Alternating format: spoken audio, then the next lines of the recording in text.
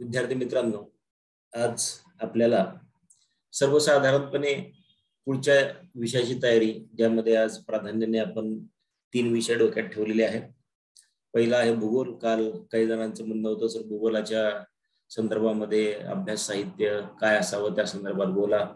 त्यानंतर काही जणांचं म्हणणं होतं सर नागरिक शास्त्र अर्थात राज्यशास्त्राच्या संदर्भामध्ये नेमका काय अभ्यास करावा त्या संदर्भात बोला. म्हणून ते 2 विषय आज प्राधान्याने घेतलेले आहेत. तर चला त्याच्या अभ्यासाला आपण सुरुवात करूया. विद्यार्थी मित्रांनो, तर सगळ्यात पहिल्यांदा आपण काल काय बघितलं या संदर्भात थोडक्यात चर्चा करू.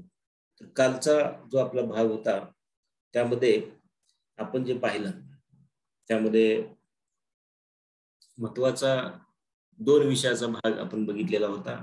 त्यामध्ये एक होतं मराठी. मराठी हा विषय अनेकांना खूप सोपा किंवा अवघड वाटत असतो. विद्यार्थी मित्रांनो, मराठी विषयाचा अभ्यास खरोखरच टाळू नका, माझा ऐका. आतापासून छान अभ्यास केला तर हा विषय असा आहे की एकूण गुणांपैकी 90% गुण तुम्हाला 100% परीक्षेमध्ये मिळू शकतात. म्हणून याचा अभ्यास जास्त करायचा असतो. अनेक जण या विषयाला टाळतात. आपला मायबोली आहे, हा विषय आपल्याला चांगला जमतो, ऐनवेळी करूया, असं बिलकुल करायचं नाही. तर मराठीच्या संदर्भामध्ये मी तुम्हाला सांगितलेलं पुस्तक पण सांगितलं होतं. मोरा वाळिंबे सरांचं पुस्तक तुम्हाला वापरायचं आहे. आणि पुस्तक वापरत असताना मी तुम्हाला अभ्यासाच्या पद्धतीच्या संदर्भात पण बोललो होतो. त्यामध्ये आपण त्याचे 3 सेक्शन केले होते. एक सेक्शन केला होता व्याकरणाचा, दुसरा सेक्शन केला होता शब्दसंग्रहाचा, आणि तिसरा सेक्शन आपण केला होता तो म्हणजे उत्तरांचा. उत्तरांचा तुम्हाला सराव करावा लागतो. हा सराव करण्यासाठी तुम्ही जुन्या प्रश्नपत्रिकांचा आधार घ्या. झालेल्या जुन्या प्रश्नपत्रिका कोणत्या का असेना त्यांचा आधार घेणं अपेक्षित आहे. शब्दसंग्रहासाठी पाठांतर गरजेचं आहे.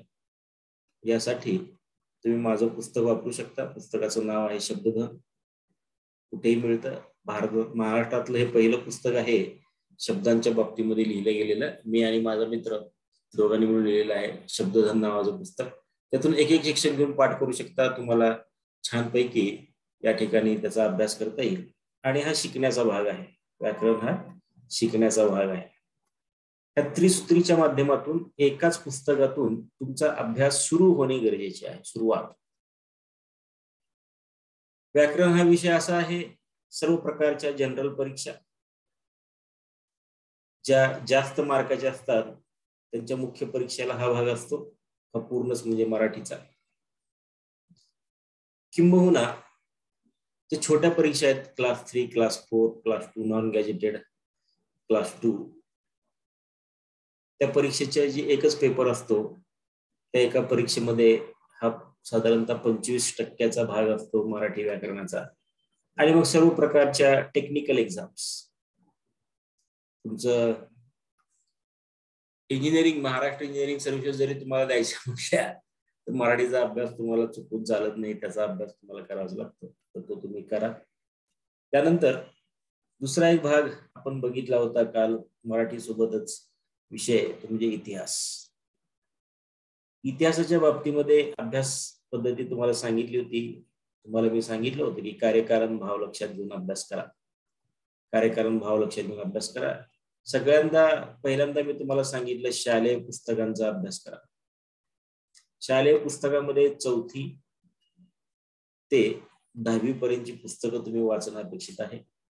हे वाचत असताना इतिहासाचे मी जे तुम्हाला टप्पे सांगितले होते, प्राचीन भारताचा इतिहास, मध्ययुगीन भारताचा इतिहास, आधुनिक भारताचा इतिहास, टप्प्यांचा विचार न करता हे पुस्तके वाचायचे. साधारणतः 5 वाचन झाल्यानंतर तुम्हाला हा विषय समजू लागतो आणि लक्षात राहू शकतो.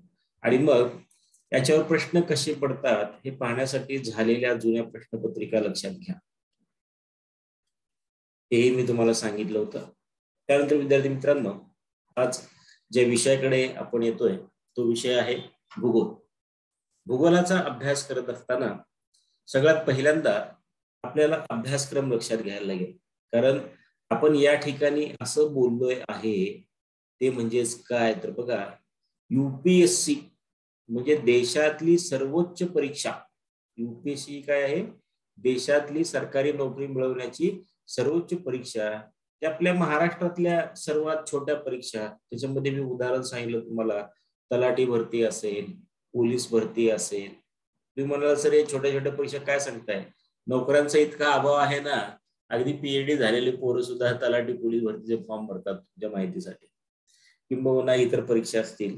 त्या संबंध परीक्षांचा सिलेबस बघितला तर जवळपास सारखाच असतो, तो तुमच्या लक्षात यावा यासाठी आपण पहिल्यांदा अभ्यासक्रम हा विषय पाहत असतो. तर बघा, युपीएससी आणि एमपीएससी ह्या दोन परीक्षांचा जर तुम्ही विचार केला तर दिलेला अभ्यासक्रम हा जवळपास सारखा आहे.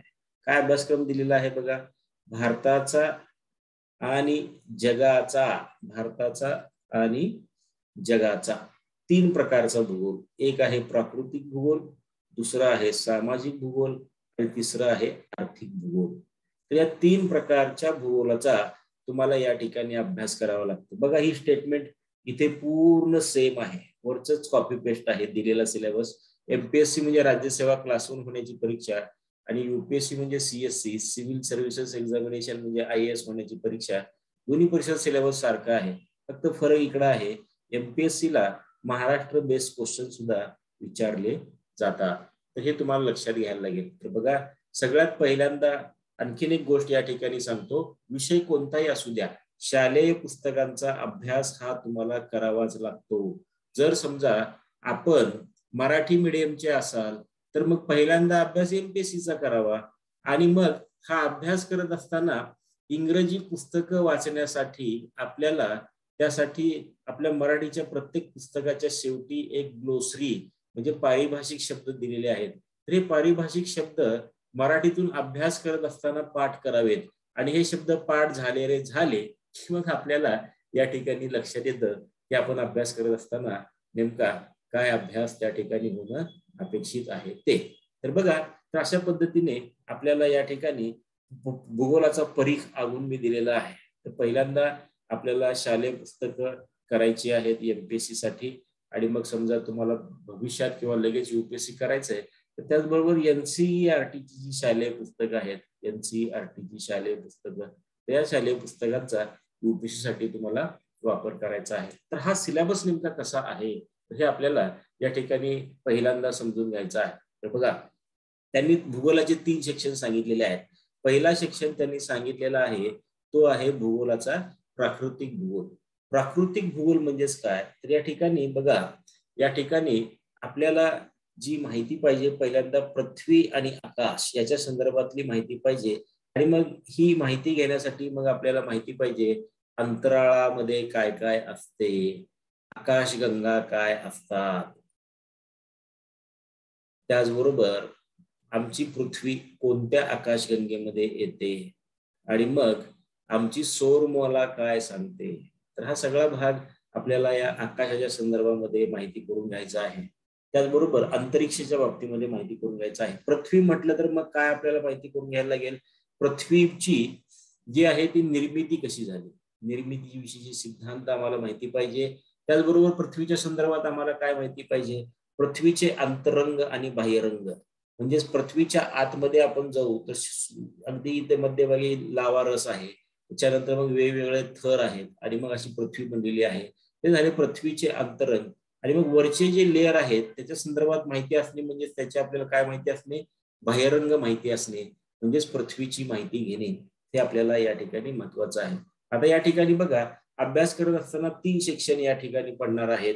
आपण संबंध स्पर्धा परीक्षा जगाचा विचार केला, एक आहे जग, दुसरा आहे भारत आणि तिसरं आहे ते म्हणजे एमपीएससीच्या बाबतीमध्ये वगैरे महाराष्ट्र. तर हा अभ्यास करत असताना शालेय पुस्तकामध्ये हा अभ्यास करत असताना यातला कुठलाही एक सेगमेंट धरायचा. जग धरला तर जगाचा प्राकृतिक भूगोल, भारत धरला तर भारताचा प्राकृतिक भूगोल, महाराष्ट्र धरलं तर महाराष्ट्राचा प्राकृतिक भूगोल. आता तुम्ही म्हणाल पृथ्वीचा महाराष्ट्राचा कसा संबंध आहे, तर मग आपल्याला माहिती पाहिजे महाराष्ट्र हा पृथ्वीच्या कोणत्या गोलार्धामध्ये येतो. आता महाराष्ट्र कोणत्या गोलार्धात येतो हे माहिती पाहिजे, तर आपल्याला हेही माहिती पाहिजे की भारत कुठे येतो. त्याचबरोबर महाराष्ट्राचे अक्षांश आणि रेखांश अंतर किती आहे, अक्षांश रेखांश अंतर हे किती आहे, हा सगळा भाग त्याच्यामध्ये माहिती पाहिजे. त्याचबरोबर त्याच ठिकाणी असणारी संबंध माहिती आपल्याला अपेक्षित आहे, ज्यामध्ये मृदा, मग महाराष्ट्राची माती कशी आहे, मृदेचे प्रकार किती आहेत, महाराष्ट्रातलं हवामान कसं आहे, महाराष्ट्रातला पाऊस कसा पडतो, महाराष्ट्रातले भूरूपे, भूरूपीमध्ये म्हणजे काय असतं आपल्याला माहिती आहे. भूरूपामध्ये जो उंच भाग असतो त्याला आपण पर्वत असे म्हणतो. सपाट भाग जो असतो त्याला आपण काय म्हणतो, भूप्रदेश असे म्हणतो. त्याच्यामध्ये आपल्याला पठार असे आपण म्हणतो. तर मग पठार कुठे आहेत, पर्वत कुठे आहेत, त्याचे प्रकार काय आहेत, हे सगळं आपल्याला माहिती पाहिजे. त्यातून वाहत असतंय पाणी, ते पाणी नदीच असतंय, आपल्याला माहिती आहे. नद्या ह्या 4 प्रकारच्या असतात. इकडची जर बाजू आपल्याला जर आपण नकाशा जर आपण बघितला तर वरची बाजू ही कुठली असते, उत्तर. खालची बाजू कुठली असते, दक्षिण म्हणजे साऊथ. आणि मग त्यानंतर आपल्याला माहिती आहे इकडची बाजू कुठली असते, ईस्ट म्हणजे पूर्व. आणि ही बाजू कुठली असते, वेस्ट म्हणजे पश्चिम. म्हणजे ज्या ठिकाणी पूर्व, पश्चिम, दक्षिण आणि उत्तर. तर मग आता पूर्वेकडे वाहणाऱ्या नद्या कोणत्या, पश्चिमेकडे वाहणाऱ्या नद्या कोणत्या, दक्षिणेकडे वाहणाऱ्या नद्या कोणत्या भारताचा विचार करता, उत्तरेकडे वाहणाऱ्या नद्या कोणत्या आहेत. एखादी नदी जर आम्ही गृहीत धरली तर त्या नदीला, आता समजा ही नदी पूर्वेकडे वाहते आहे, पूर्व दिशा दाखवलेली आहे. तर आता ह्या नदीचा डावा किनारा झाला, तर डावा किनाऱ्यावरून तिला मिळणारी नदी त्यांचा संगम कुठे होतो, उजव्या किनाऱ्यावरून मिळणारी नदीचा संगम कुठे होतो, त्या ठिकाणी कोणत्या नदीवर कोणते महत्वाचे शहर आहे, ठिकाण आहे, त्याची वैशिष्ट्ये काय आहेत, किती जिल्ह्यातून किती राज्यातून ती नदी जाते, ते सगळं नदी प्रणालीमध्ये आपल्याला अभ्यास करायला लागतो. प्रत्येक ठिकाणी जी वनस्पती आढळतात आणि जे प्राणी आढळतात त्याला ह्या सर्व वरच्या गोष्टी काय करत असतात, परिणाम करत असतात. म्हणजे आपल्याला या ठिकाणी त्या ठिकाणची माती कशी आहे, हवामान कसं आहे, त्यानुसार तिथल्या वनस्पती कुठल्या आहेत, पाऊस किती पडतो, त्यानुसार तिथल्या वनस्पती येणाऱ्या ह्या कशा आहेत, ह्या सगळ्या बाबी आपल्याला परीक्षेच्या अनुषंगाने विचारल्या जातात. तर हे एक एक घटक घ्यायचा. समजा मी आता या ठिकाणी घटक घेतला, फॉर एक्झाम्पल आपण म्हणूयात पर्जन्य, पाऊस. तर महाराष्ट्रात कसा पाऊस पडतो, किती मिलीमीटर पाऊस पडतो, कोणत्या वाऱ्यापासून पाऊस पडतो, त्याचबरोबर सर्वात जास्त पाऊस महाराष्ट्रात कुठे पडतो, सर्वात कमी पाऊस महाराष्ट्रात कुठे पडतो, सर्वसाधारणपणे पाऊस कुठे पडतो. आपल्याकडे आपल्याला माहिती आहे पाऊस हा मोसमी वाऱ्यापासून पडतो, नैऋत्य मोसमी वाऱ्यापासून पडतो. आणि मग त्याचबरोबर परतीचा मान्सून असतो, त्याला आपण ईशान्य मोसमी वाऱ्याकडून पडणारा पाऊस असे म्हणतो.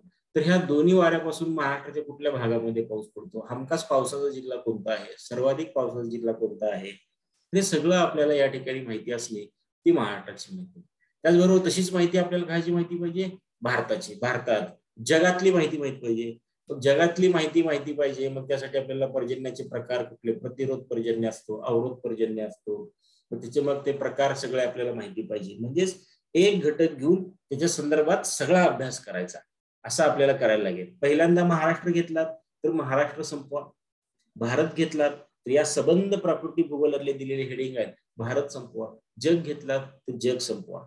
पण हे सगळं करण्यासाठी तुम्ही म्हणाल सर हे खूप किचकट आहे, जगाचं म्हटलं तर एवढे 200 पेक्षा जास्त देश आहेत जगामध्ये, त्यातलं काय काय लक्षात ठेवायचं. व्हेरी सिंपल, जे जे तुम्हाला 12वी पर्यंतच्या पुस्तकात देण्यात आलेली माहिती आहे तेच लक्षात ठेवायचं, सगळं लक्षात ठेवायची गरज नसते. हे थोडस या ठिकाणी तुम्हाला लक्षात घेणं अपेक्षित आहे. तर हे या ठिकाणी तुम्ही लक्षात घेतलात की तुमच्या लक्षात येतं की अशा पद्धतीने तुम्हाला अभ्यास हा करावा लागतो. त्या पद्धतीने अभ्यास केला तर लक्षात राहतो, अन्यथा लक्षात राहत नाही. एक सेगमेंट घ्या. साधारणतः भूगोल हा आपल्याला 4थीला चालू होतो. 4थीचं पुस्तक तुम्हाला माहिती असेल, 4थीच्या पुस्तकामध्ये भूगोल चालू होतो. तर 4थीचं पुस्तक हे जे आहे तिथून पुढे भूगोलामध्ये काय काय आहे, जेव्हा तुम्ही छोट्या परीक्षा देतात, तलाठी भरती किंवा पोलीस भरती, जिल्हा परिषद भरती, त्या जिल्ह्याद्वारे घेतल्या जाणाऱ्या परीक्षा असतात. तर तो भूगोलाचं पुस्तक हा 3रीला आहे. म्हणजे सोलापूरचं तर तुम्ही तलाठी भरती देणार असाल तर सोलापूरच्या भूगोलावर प्रश्न असणार आहेत आणि त्याची माहिती या 3रीच्या पुस्तकात आहे. त्या पुस्तकाचं नाव आहे 3रीचं आपला सोलापूर जिल्हा. त्या ठिकाणी दिलेली माहिती कोणती आहे ते बघा. अशा पद्धतीने तुम्हाला प्राकृतिक भूगोलाचा प्राथमिक पद्धतीने अभ्यास करावा लागेल. आपल्याला ओळख करून घ्यायची विषयाची. ही विषयाची ओळख जेव्हा छानपैकी होईल तेव्हाच तुम्हाला त्याचा अभ्यास नेमका काय करावा हे माहिती असणं गरजेचं आहे किंवा तो माहिती होईल. कारण स्पर्धा परीक्षेच्या बाबतीमध्ये मी तुम्हाला बोललोय की एखादा अभ्यास काय करावा याच्यापेक्षाही जास्त तुम्हाला समजलं पाहिजे एखादा अभ्यास काय करू नये, कसा करू नये. तर हे जे काही मी प्राकृतिक भूगोलाच्या संदर्भात आता बोलतोय त्याच्या संदर्भात जर तुम्हाला काही प्रश्न असतील तर मला विचारा. आहेत काही प्रश्न तर विचारा, काय घाबरायचं कारण नाही. आता आपण थोडे इंटरॅक्टिव्ह पद्धतीला जाऊया हळूहळू. पूजा, श्वेता, प्राजक्ता, काही प्रॉब्लेम आहे? No sir. हा, समजतंय. जसा हा प्रोजेक्ट आपण हा श्वेता अभ्यास केला प्राकृतिक भूगोलाचा, आपण एक सेगमेंट बघितला कारण हा सिलेबसचा UPSC पर्यंतचा भाग आहे. तसाच त्याच्यामध्ये दुसरा भाग जो सांगितलेला आहे तो कशाचा आहे? सामाजिक भूगोलाचा आहे. सामाजिक भूगोलाचे सर्वसाधारणपणे अशा पद्धतीचे पॉइंट्स पडतात. आता ह्याच्यामध्ये जर एखादा पॉइंट आला नाही असं आपल्याला वाटत असेल, कारण सिलेबस मध्ये सुद्धा पुढे काय शब्द दिलेला असतो, बऱ्याचदा इत्यादी असा शब्द दिलेला असतो. ह्या इत्यादीला सुद्धा बघा स्पर्धा परीक्षेमध्ये अर्थ असतो. तो अर्थ काय असतो बघा. याशिवाय आम्ही इतरही घटक विचारणार आहोत. मग ह्या इत्यादीचं उत्तर कुठे मिळतं, ह्या प्रश्नाचं उत्तर कुठे मिळतं? तर व्हेरी सिंपल. तर यापुढे लक्षात ठेवायचं, एक म्हणजे जुन्या प्रश्नपत्रिका. तुम्ही ज्या परीक्षा देताय, ज्या परीक्षेचा तो सिलेबस दिलेला आहे त्याच्या किमान 5 वर्षाच्या जुन्या प्रश्नपत्रिका तुम्हाला माहिती असणे अपेक्षित आहे. तर त्या जुन्या प्रश्नपत्रिका तुम्ही पहा. मग त्याच्याशिवाय सामाजिक भूगोलावर, प्राकृतिक भूगोलावर किंवा भूगोलाच्या कोणत्याही घटकावर काय प्रश्न विचारला गेलाय तो तुमच्या लक्षात येईल. तो लक्षात आला की मग तुम्ही छानपैकी त्याचं उत्तर हे काय करू शकता, लिहू शकता. तर बघा या ठिकाणी सामाजिक भूगोल म्हटलं की आपल्याला लोकसंख्या शास्त्राचा अभ्यास करावा लागतो. म्हणजे आपल्या बघा समाज म्हणजे काय हे आपल्याला माहितीच आहे. समाज म्हणजेच काय तर बघा, मनुष्य ज्या ठिकाणी जन्मतो त्या ठिकाणीच तो काय होतो किंवा त्याच्या अवतीभोवतीच्या भागामध्ये विकसित होतो आणि त्याचेच संपूर्ण आयुष्यमान तो काय करतो, व्यतीत करतो. तर त्या संबंध समूहाला काय म्हणतो आपण, समाज असे म्हणतो. जर आपण म्हणत असू की आमचा समाज कोणता आहे, तर बघा या अँगलने आम्ही जेव्हा विचार करतो आणि जेव्हा आम्ही अभ्यास करतो तर आम्ही भारतीय समाजाचे लोक आहोत. कुठल्या समाजाचे लोक आहोत आम्ही? भारतीय समाजाचे लोक आहोत. तर भारतीय समाजाचे लोक आहोत आणि जाती ह्या दोनच असतात. मला तर दोनच जाती माहिती आहेत, एक आहे स्त्री आणि दुसरी जात आहे पुरुष. त्याच्यापेक्षा एक्स्ट्रा कुठली जात असू शकत नाही. तर ह्या दोन जाती आणि एक समाज आपल्याला जेव्हा कळतो तर नक्कीच आपला विकास झालेला असतो. मात्र आपण जेव्हा लोकसंख्येचा विचार करतो तर काही भागामध्ये लोकसंख्येची घनता ही जास्त असते. काही भागामध्ये लोकसंख्येची घनता ही जास्त असते. लोकसंख्येची घनता म्हणजे काय, पर स्क्वेअर किलोमीटर मध्ये राहणारे लोक याच्यावरून लोकसंख्येची घनता ही काढली जाते. तर बघा ज्या ठिकाणी लोक जे जास्त राहतात त्या ठिकाणची लोकसंख्येची घनता जास्त असेल, तिथले प्रश्न वेगळे असतात. म्हणजे आणखीन वेगळ्या शब्दात बोलायचं म्हटलं तर मेट्रो सिटीचे प्रश्न हे वेगळे आहेत, सोलापूरचे प्रश्न वेगळे आहेत, पंढरपूरचे प्रश्न वेगळे आहेत. कशाच्या बाबतीमध्ये? त्या ठिकाणच्या इन्फ्रास्ट्रक्चरच्या बाबतीमध्ये, त्या ठिकाणच्या आपल्याला मिळणाऱ्या सोयी सुविधांच्या बाबतीमध्ये. त्याच पद्धतीनं त्या लोकसंख्येचं वितरण कसं झालेलं आहे, लोकसंख्येची घनता कशी आहे, लोकसंख्येचे या ठिकाणी आपल्याला लक्षात यायला पाहिजे की या ठिकाणी लोकसंख्येनुसार आपल्याकडे साक्षरता कशी आहे, त्याचबरोबर लोकसंख्येप्रमाणे आपल्याकडे जाती धर्माचं वितरण कसं झालेलं आहे. तर ह्या सगळ्या गोष्टी आपल्याला या ठिकाणी लक्षात येतात आणि त्या लक्षात आल्या की आपण छानपैकी त्याचा अभ्यास करू शकतो. नुसतं लोकसंख्येचं वितरण, साक्षरतेचे प्रमाण, घनता, जाती धर्म इत्यादी कळून फायदा नाही. तर त्याचबरोबर त्या ठिकाणच्या लोकांचं राहणीमान कसं आहे, तिथल्या वसाहतीचा प्रकार कसा आहे, त्याचबरोबर वस्ती भूगोल हे आपल्याला करायला लागतं. प्रत्येक माणूस हा सांस्कृतिक दृष्ट्या हा विशिष्ट बंधनाने बांधलेला असतो. त्याचं सांस्कृतिक वर्तन कसं आहे, म्हणजेच उदाहरणामध्ये आपल्या भागामध्ये आषाढी कार्तिकी आली की आपण काय करतो, आपण आपली एकादशी साजरी करतो. तसंच ते आपलं सांस्कृतिक वर्तन आहे. तर आपल्याला ते या ठिकाणी माहिती पाहिजे काय झालं काय काय नाही. तर हे आपल्याला या ठिकाणी लक्षात येतं. त्याचबरोबर आपलं धार्मिक आणि प्रेक्षणीय स्थळे कुठले आहेत. तर ह्या सगळ्या पद्धतीचा अभ्यास हा आपल्याला कुठे करायला लागतो, तर हा अभ्यास आपल्याला एमपीसीच्या बाबतीमध्ये करायला लागतो. तो अभ्यास आपण एकदा पूर्ण केला की सगळ्या गोष्टी आपल्याला छानपैकी समजत जातात. आणि मग यासाठी परत सेम आपल्याला त्या पद्धतीनेच सगळा अभ्यास पूर्ण करून आपल्याला त्या ठिकाणी पुढचा मार्गक्रमण करायचा असतो. सेम अभ्यास साहित्य सेम, म्हणजे आर्थिक भूगोल असू दे, सामाजिक भूगोल असू दे किंवा भूगोलाचा कुठलाही भाग आपण अभ्यासू दे, त्यामध्ये विचारले जाणारे प्रश्न हे जरी काठीण्य पातळीनुसार वेगवेगळे असले तर त्याची जी माहिती जी आहे ती आपल्याला त्याच पद्धतीने अभ्यासावी लागते.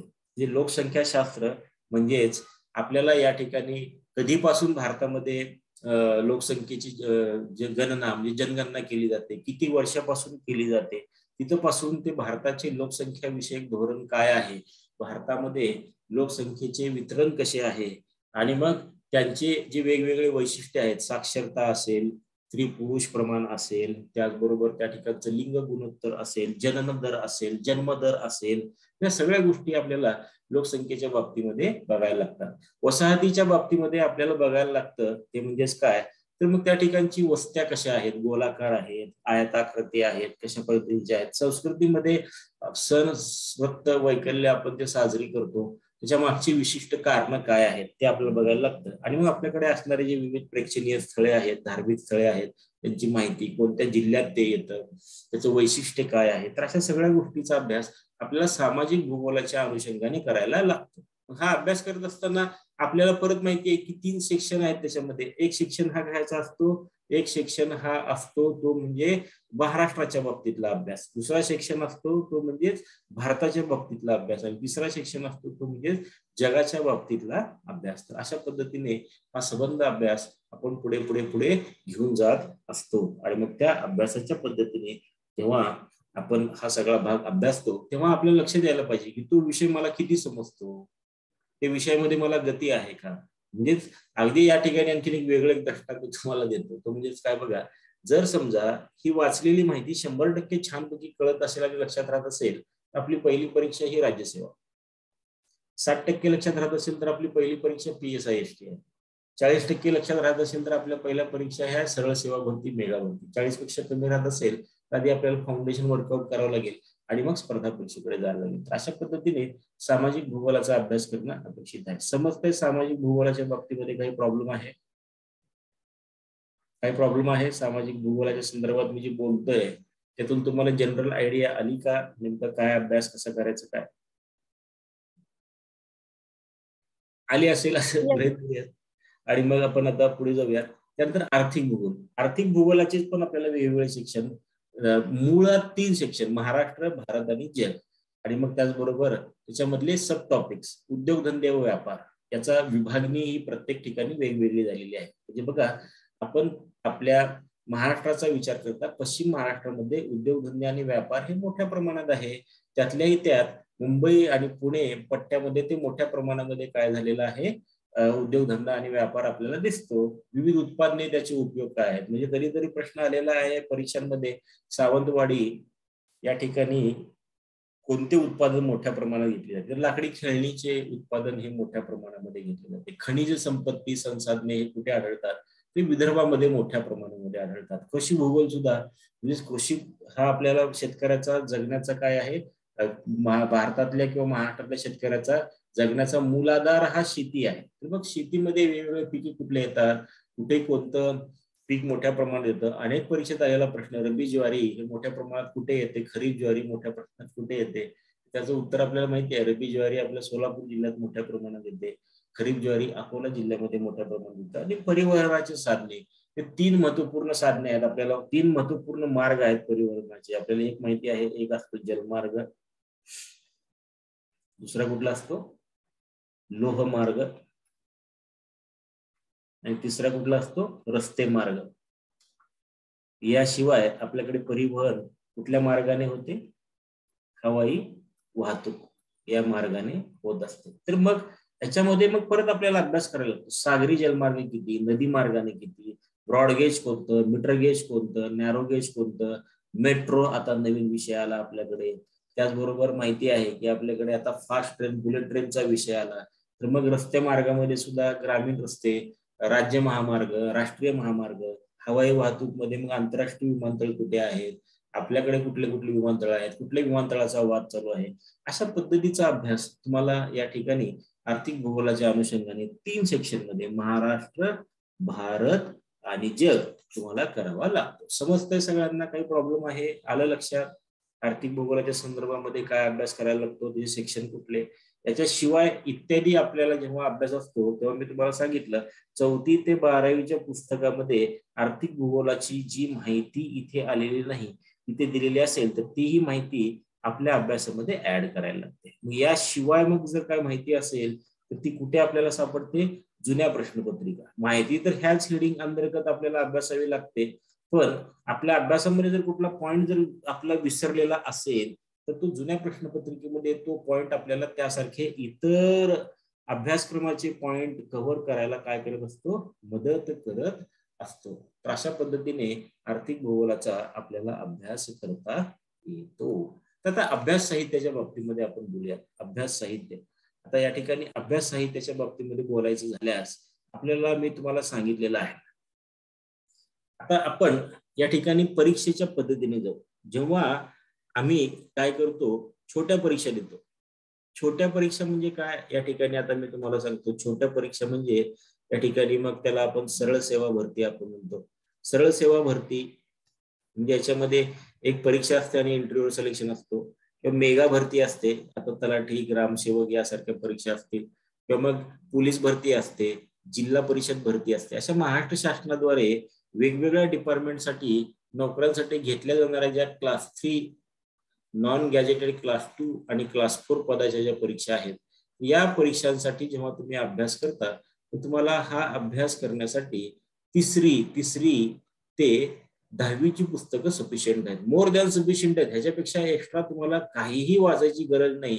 जेव्हा तुम्ही एमपीसीच्या परीक्षा देता तेव्हा या पुस्तकासोबतच 12वीला पण तुम्ही जेव्हा कला शाखेचे पुस्तक बघता, 12वी कला शाखा, त्याला भूगोल आहे. तर तुम्हाला आता जे 3 सेक्शन सांगितलेले आहेत भूगोलाचे, एक सांगितलेला आहे प्राकृतिक भूगोल, दुसरा सांगितलेला आहे सामाजिक भूगोल, तिसरा सांगितलेला आहे आर्थिक भूगोल. तर ह्या तिन्ही सेक्शनचे तुम्हाला त्या ठिकाणी एक्स्ट्रा व्हर्जन म्हणजे एक्स्ट्रा माहिती ह्या 12वीच्या पुस्तकात भेटेल. तर इथंपर्यंत केलं, ह्याच्यापेक्षा वेगळं तुम्हाला काही करायची गरज नसते.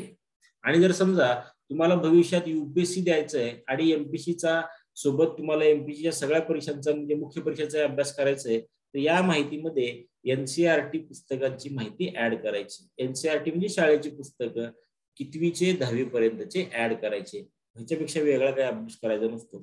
युपीएससी जर करायचं असेल तर हे एनसीईआरटी त्याच्यामध्ये तुम्हाला ऍड करायला लागेल. याच्याही पेक्षा हे सगळं जेव्हा तुमचा अभ्यास पूर्ण होतो तुम्हाला जुन्या प्रश्नपत्रिकेमध्ये माहिती नसलेला एखादा प्रश्न नेमका कोणत्या घटकावरचा आहे हे समजण्यासाठी जुन्या प्रश्नपत्रिकांचा आधार घ्यायला लागतो. किमान 10 वर्षाच्या जुन्या प्रश्नपत्रिका बघा, नाही म्हणलं तरी 5 वर्षापूर्वी प्रश्नपत्रिका बघा, आणि मग तुमच्या लक्षात येईल की नेमका त्याच्यामध्ये अभ्यास काय करायचा आहे. हे लक्षात आल्यानंतर त्याचबरोबर तुम्हाला या ठिकाणी नवीन आणखीन काही अभ्यास साहित्य पाहिजे असेल तर या ठिकाणी मार्केटमध्ये खूप चांगले पुस्तकं आहेत. एक ह्या पुस्तकावर सगळे पुस्तकं अवलंबून आहेत, ते म्हणजे ए.बी. सौदी सरांची पुस्तकं. ए.बी. सौदी सर निराली प्रकाशनची पुस्तकं आहेत. सर काल परवाच एक्सपायर झाले. यांचे कोल्हापूर विद्यापीठासाठी आणि इतर विद्यापीठासाठी सरांची खूप पुस्तकं आहेत. नामवंत लेखक आहेत सर.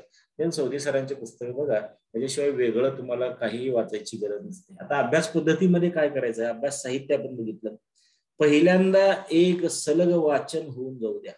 पहिल्यांदा एक सलग वाचन तुमचं पूर्ण होणे गरजेचं आहे. सलग वाचन पूर्ण झाल्यानंतर दुसऱ्यांदा तुम्हाला काय करायला लागेल? नकाशा भरणे. नकाशा भरणे म्हणजेच काय की पहिल्यांदा बेसिक नकाशे भरा.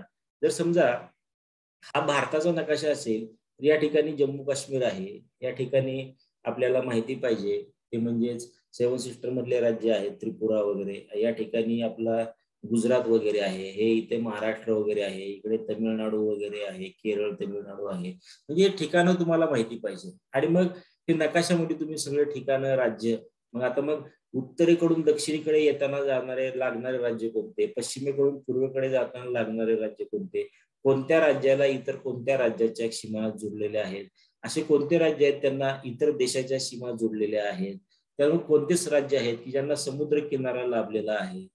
तर मग आता पूर्वेकडील समुद्र किनारा आहे, पश्चिमेकडील समुद्र किनारा आहे, भारताचे दक्षिणेकडील टोक कोणते, अशा पद्धतीचे सगळ्या एका एका याचे तुम्हाला काय करायला लागतील, नकाशे भरायला लागतील. समजा नदी प्रणाली हा विषय आहे, तर नदी प्रणालीमध्ये आता समजा महाराष्ट्र हा विषय आहे, तर महाराष्ट्राकडे जे वाहणारी पूर्ववाहिनी एक नदी घेतली तर ती किती जिल्ह्यातून जाते, त्याला संगम कुठं होतो, त्याच्यावरचे प्रमुख शहरे कोणती, मग त्या ठिकाणी तिचा उगम कुठं होतो, मग तिथे कोणत्या समुद्राला मिळते, एका नकाशामध्ये सगळं भरायचं. एक माहिती एका नकाशामध्ये, सगळं किचकाला एकाने करायचं नाही. म्हणजे महाराष्ट्राचे साधारणतः 200 नकाशे, भारताचे 400 नकाशे, असे 500-600 नकाशे जर तुम्ही लिहिलात तर तुम्हाला मी सांगतो, भूगोल हा पैकीच्या पैकी म्हणजे 100% मार्क देणारा विषय आहे. 100% मार्क हे तुम्हाला त्या ठिकाणी मिळू शकतात. त्या अनुषंगाने तुम्ही अशा पद्धतीने त्याचा अभ्यास करणं अपेक्षित आहे. नकाशा भरल्यानंतर नकाशा वाचन तुम्हाला जमलं पाहिजे. नकाशा वाचन जमलं पाहिजे म्हणजे मी तुम्हाला आत्ताच सांगितलेलं आहे की या ठिकाणी उत्तरेकडून दक्षिणेकडे जाताना लागणारे ठिकाणे कोणते, पश्चिमेकडून पूर्वेकडे जाताना लागणारे ठिकाण कोणते, घड्याळाच्या काट्याच्या दिशेने लागणारे ठिकाण कसे, क्रम कोणता, विरुद्ध दिशेने जाणारा क्रम कोणता, अशा पद्धतीचं नकाशा वाचन. त्याचबरोबर सर्वात मोठे काय, सर्वात लहान काय, तर सर्व गोष्टी तुम्हाला त्या ठिकाणी परीक्षेच्या अनुषंगाने माहिती असणं अपेक्षित असतात. आणि मग त्या माहिती झाल्या या अभ्यास संहितेच्या पलीकडे तुम्हाला काही करणं अपेक्षित नाही. तर विद्यार्थी मित्रांनो, या ठिकाणी मला सांगा आणखीन काही माहिती तुम्हाला असणं अपेक्षित आहे का, काही म्हणजेच या ठिकाणी तुम्हाला माहिती असणं अपेक्षित आहे का, त्याच्यापेक्षा वेगळं काही तुम्हाला माहिती घ्यायची आहे का, किंवा काही समजलं नाही असं काही आहे का मी जे बोललो त्याच्यामध्ये, सांगा. आहे काही जे समजलं नाही ते. यानंतर आपल्याला विद्यार्थी मित्रांनो पुढे याचा अभ्यास कंटिन्यू करत असताना पुढचा विषय बघायचा आहे. तो विषय कुठला आहे, तर तो विषय आहे तो म्हणजेच नागरिक शास्त्र. नागरिक शास्त्र या विषयाचा विचार करता युपीएससी आणि एमपीएससी या दोन परीक्षांसाठी जर आपण बघितलं तर त्यासाठी दिलेला अभ्यासक्रम असा आहे, हेडिंग दिलेली आहे त्यांनी, भारताची राज्य व्यवस्था. काय हेडिंग दिलेली आहे, भारताची राज्य व्यवस्था आणि राज्यकारभार.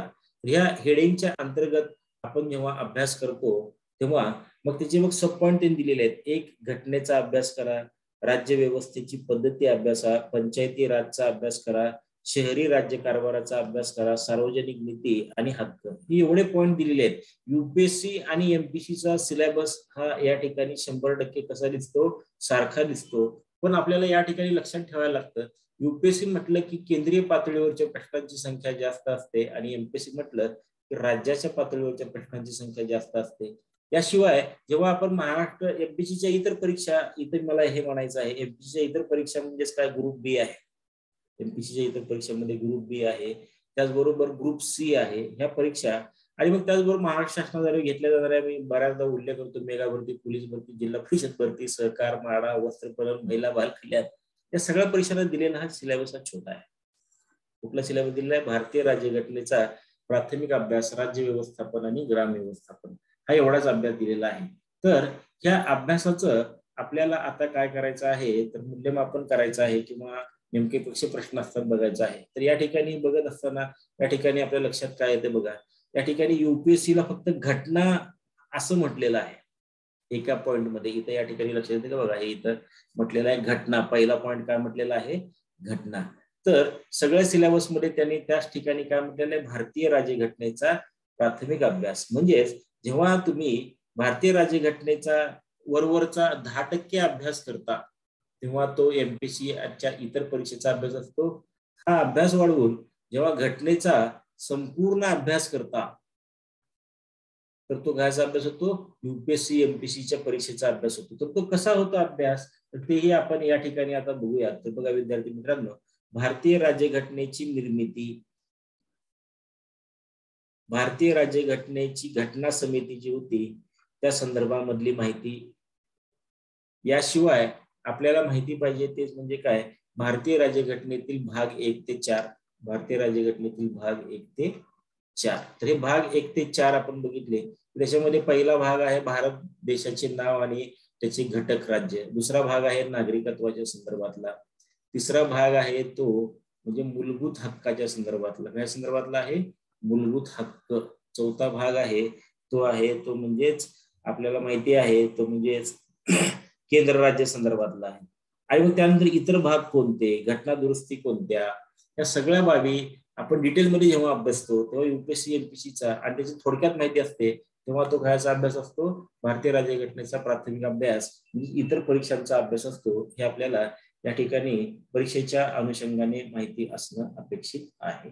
तर हे जेव्हा आपल्याला समजतं तेव्हा आपला अभ्यास हा पुढे पुढे पुढे आपल्याला वाढवायला लागतो. त्याच्यानंतर जेव्हा कंपॅरिझन करतो, या ठिकाणी म्हटलं राज्य व्यवस्थेच्या पद्धती. आपलं राज्य म्हणजे देश, देश चालवण्याच्या पद्धती काय आहेत? आपल्या देशासाठी एक काय आहे आपल्याला माहिती आहे तर कार्यकारी मंडळ आहे. देशासाठी काय आहे? न्यायमंडळ आहे. याच्याही पुढे काय आहे तर देशाचं एक कायदे मंडळ आहे. तर मग हे काम कसे करते, त्याचे पदाधिकारी काय? कायदे मंडळाचे दोन माहिती आहेत. कायदे मंडळ देशाचं आपलं संसद आहे. संसदेचे दोन भाग आपल्याला माहिती आहेत. एक आहे लोकसभा आणि दुसरा आहे काय? राज्यसभा. तर हे कसं कार्य करतं आपल्याला पूर्ण त्याची माहिती घ्यायला लागते. कार्यकारी मंडळामध्ये देशाच्या कोण असतंय? कार्यकारी मंडळामध्ये असतात प्रमुख, ते म्हणजेच राष्ट्रपती. राष्ट्रपतीच्या वतीने त्यांना मदत करणारे पंतप्रधान व त्यांचे मंत्रिमंडळ, तर आपल्याला माहिती पाहिजे. न्यायमंडळामध्ये रचना आपल्याला माहिती आहे. सर्वोच्च न्यायालय, ते आपल्याला तालुका पातळीवर न्यायालय असतात. तरी सगळं राज्य व्यवस्थेची आपली पद्धत आपल्याला या ठिकाणी परीक्षेच्या अनुषंगाने माहिती पाहिजे. पण या ठिकाणी जेव्हा इतर परीक्षा बघतात त्याच्यामध्ये एक थोडका त्यातला एक बीट दिली आहे, राज्य व्यवस्थापन आणि त्यातलं प्रशासन. ही एवढीच बीट आपल्याला इतर परीक्षेसाठी अभ्यासायचं आहे. म्हणजे बघा, हा विषय असा आहे की याचा अभ्यास करत असताना आपल्याला छानपैकी हे लक्षात येणं अपेक्षित आहे की नेमकं काय वाचायला पाहिजे आणि काय वाचायला नाही पाहिजे. ते जोपर्यंत लक्षात येत नाही तोपर्यंत अभ्यास पूर्णत्वाला जात नाही. आता इथे बघा, पंचायती राज आणि शहरी राज्य कारभार म्हणजे दोन गोष्टी दिलेल्या आहेत. म्हणजे आपल्याकडे जी पंचायती राज व्यवस्था आली ही दोन प्रकारची आहे, एक ग्रामीण आणि एक शहरी आहे. ग्रामीण त्रिस्तरीय आहे. वर जिल्हा परिषद असतं, त्यानंतर पंचायत समिती असतात आणि त्यानंतर मग आपल्या काय असतात ते म्हणजेच ग्रामपंचायती असतात. शहरीमध्ये महानगरपालिका असतात आणि मग त्यानंतर काय असतात? नगरपालिका असतात. तर ही रचना पूर्ण युपीएससी एमपीएससी ला आहे. इकडे फक्त ग्राम व्यवस्थापन आहे. तर हा फरक आपल्याला ऑल टाइम लक्ष द्यायला पाहिजे. तिकडे मग इतर परीक्षांचा सिलेबस संपतो आणि मग या ठिकाणी आपलं लक्ष देतं सार्वजनिक नीती आणि अभ्यास. म्हणजे सार्वजनिक नीती म्हणजे काय? आपल्याकडे दुहेरी नीती आहे.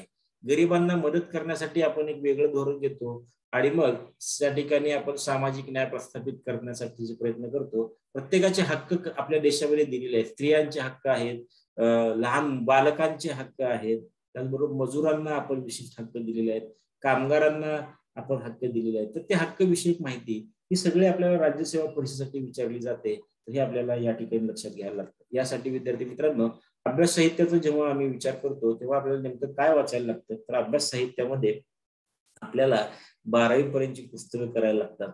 12वी पर्यंतची पुस्तकं तुम्ही छानपैकी केला त्याच्यामध्ये एकच पुस्तक एम लक्ष्मीकांत सरांचं पुस्तक आहे. हे पुस्तक खूप मोठं आहे. याच्यामध्ये अधिक माहिती आहे. परीक्षेचा आत्मा न हरवता त्या पुस्तकाचा वापर केला. एकच पुस्तक वापरा. बाकीचे पुस्तकं ह्या पुस्तकावर अवलंबून आहेत. त्याच्यापेक्षा वेगळं काही करणं अपेक्षित नाही. अभ्यास पद्धतीमध्ये पहिल्यांदा तुम्हाला जे तक्ते तयार करायला लागतील. म्हणजे जर समजा आपण राजीनामा हा घटक घेतला तर बघा, कोण कोणाला राजीनामा देतो? राष्ट्रपती कोणाला राजीनामा देतात? पंतप्रधान कोणाला राजीनामा देतात? लोकसभेचे सभापती कोणाला राजीनामा देतात? तर कोण कोणाला राजीनामा देतात हा सगळा घटक घ्यायला पाहिजे. शपथविधी आला तर कोण कोणाला शपथविधी घेतो? असे सगळे तक्ते तुम्ही तयार करून त्याचा अभ्यास केला की तो विषय तुम्हाला छानपैकी समजत असतो. तर अशा पद्धतीने विद्यार्थी मित्रांनो, त्याचा तुम्ही अभ्यास केला की तुम्हाला छानपैकी हा विषय समजतो. तर हे दोन विषय मी तुम्हाला फास्ट फॉरवर्ड पद्धतीने सांगितलेले आहेत. मात्र या दोन विषयाच्या पलीकडे आज आपल्याला जायचं आहे आणि मग त्याच्यासाठी तुमच्यासाठी या ठिकाणी मी आपल्या इंग्लिशचे जे आपले सर आहेत मनोज पारडे सर हे पुण्यामध्ये मागील 15 वर्षापासून लेक्चर घेतात आणि ते इंग्लिश हा विषय पुण्यामधल्या सगळ्या विद्यार्थ्यांना शिकवत असतात. तर त्या सरांना मी विनंती केली की आमचे पंढरपूरचे विद्यार्थी थोडेसे ग्रामीण भागातले आहेत. आता लेक्चरमुळे काही जॉईन जरी नसले तर आम्ही त्याचं परत रेकॉर्डिंग करून विद्यार्थ्यांना पाठवतो युट्यूबवर. तर त्या मुलांना इंग्रजी हा विषय भीतीचा वाटतो. तर त्या विषयाची भीती मुलांची गेली पाहिजे. त्याचबरोबर तो विषय त्यांना सोपा वाटला पाहिजे. कारण इंजिनिअरिंगच्या सगळ्या एक्झाम्स असतील किंबहुना आपली गेट परीक्षा असेल किंवा तुमचा ऍप्टिट्यूड टेस्ट असेल, तर सगळ्या परीक्षांना तुमचा इंग्लिश हा विषय कंपल्सरी असतो. तर त्याचं तुम्हाला छान योग्य मार्गदर्शन व्हावं आणि तुम्हाला इंग्लिश या विषयाचा सुद्धा अभ्यास छानपैकी करता यावं, त्यासाठी सलग सेशनमध्ये पारडे सरांचं सेशन आता पुढे असणार आहे. तर मी पारडे सरांकडे पुढील सूत्र सोपवतो. धन्यवाद. Thank you sir. सर मला आता होस्ट करायचं आहे तुम्ही. थँक्यू सरजी. मला होस्ट करा, म्हणजे मी स्क्रीन शेअर करतो. आवाज येतोय सर?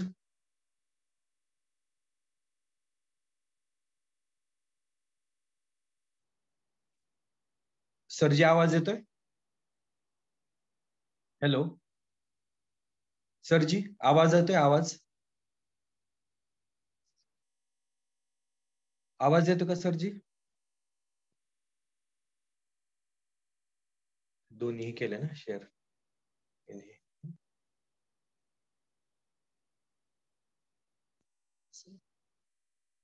पण ते हे झालं नाही ना, डॉक्युमेंट नाही शेअर होणार. त्यांना होस्ट करावं लागेल का मला? त्यांना होस्ट करायला सांग.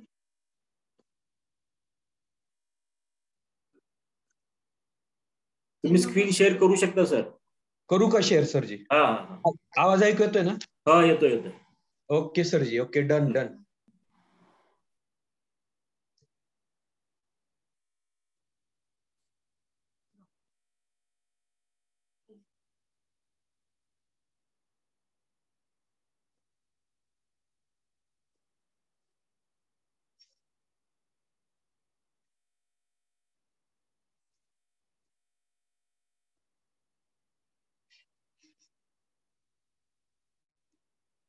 पीडीएफ फॉर्मॅट मध्ये म्हणतोय ना? Just minute. स्क्रीन शेअर कुठे आहे?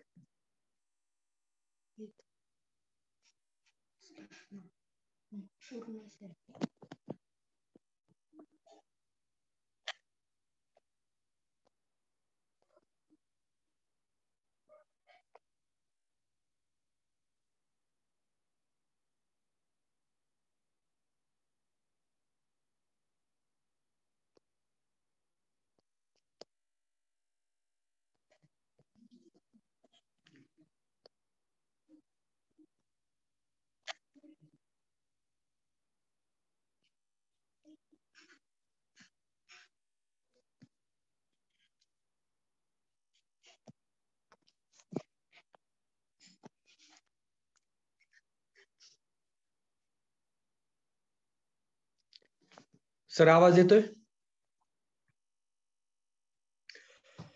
Hello, good evening everybody. येतोय, आवाज येतोय. Okay, good evening all of you. This is Manoj Parde. मी मनोज पारडे आपल्या सर्वांचं सुनील शेळगावकर सर यांच्या वतीने आणि युनिक अकॅडमी तसेच आमची रयत प्रबोधिनी अकॅडमीच्या वतीने सर्वांचं मनस्वी स्वागत करतो. हा व्हिडिओ तुमच्यासाठी खूप महत्वाचा आहे मित्रांनो, आणि हा व्हिडिओ तुम्हाला परत पाहण्यासाठी आपल्या रयत टेस्ट ऍप डाउनलोड करायचं आहे. तसेच माझे युट्यूबचे पण तुम्हाला फ्री व्हिडिओ पाहायला मिळू शकतात, इझी इंग्लिश बाय मनोज पारडे. आणि काही तुमच्या समस्या असतील त्या तुम्ही मला 9822356162 या ह्याच्यावरती करायचंय. आणि माझं टेलिग्राम चॅनल पण जॉईन करायचंय इतर काय अपडेट्स आणि नोट्ससाठी, English by Manoj Parde. Okay, now let us turn to the most important thing. Hello friends, you can see this is the pyramid of success.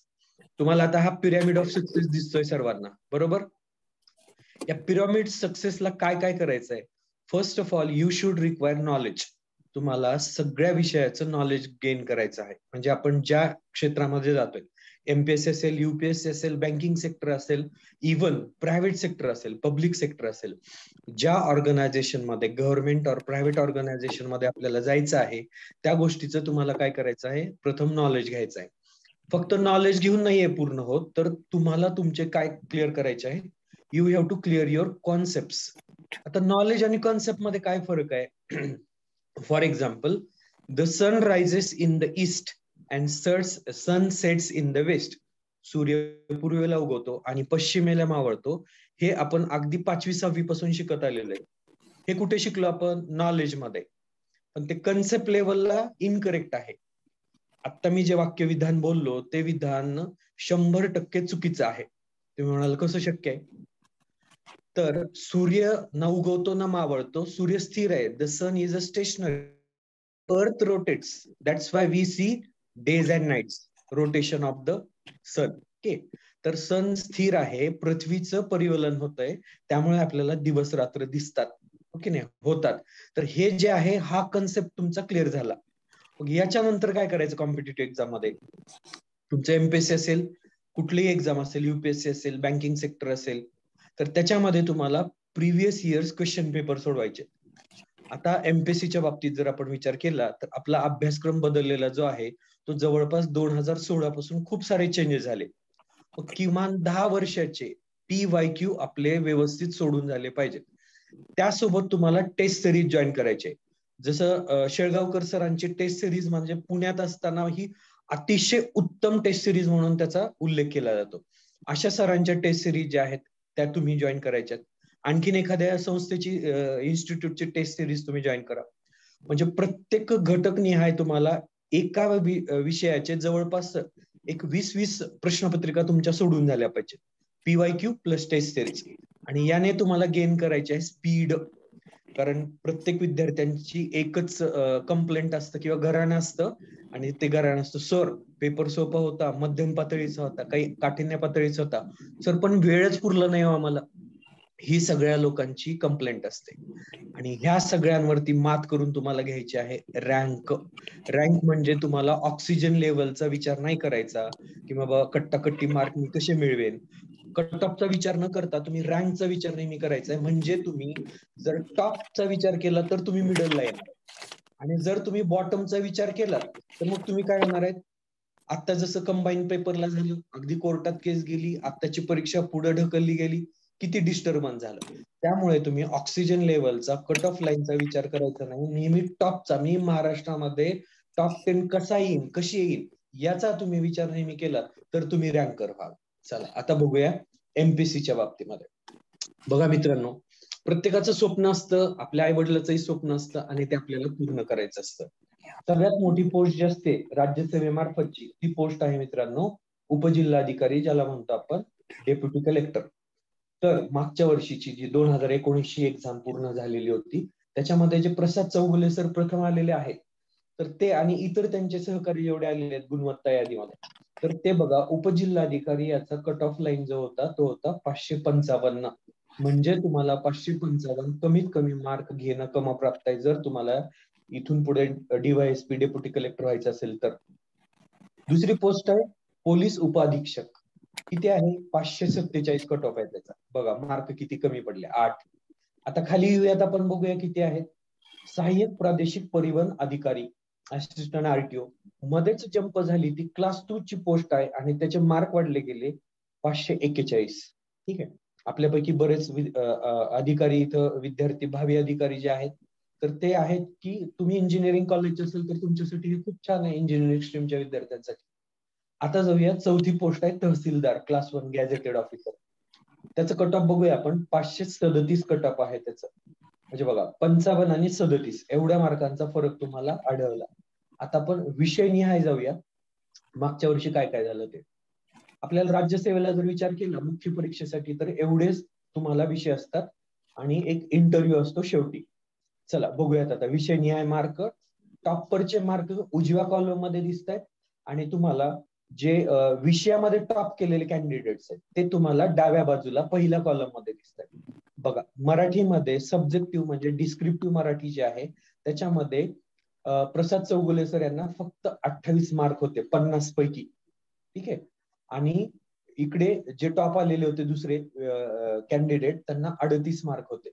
त्यानंतर इंग्रजी विषयाचा विचार केला आपण, माझ्या विषयाचा, तर त्याच्यामध्ये प्रसाद चौगुले सर यांना 31 मार्क होते 50 पैकी 31.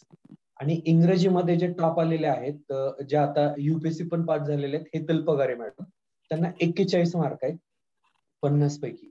विचार करा की 50 पैकी 41 म्हणजे जवळपास त्यांना 82% मार्क प्राप्त झाले इंग्रजी विषयात. पोस्ट गिव्हिंग त्या 5व्या क्रमांकाला डेप्युटी कलेक्टर राहिले आहेत.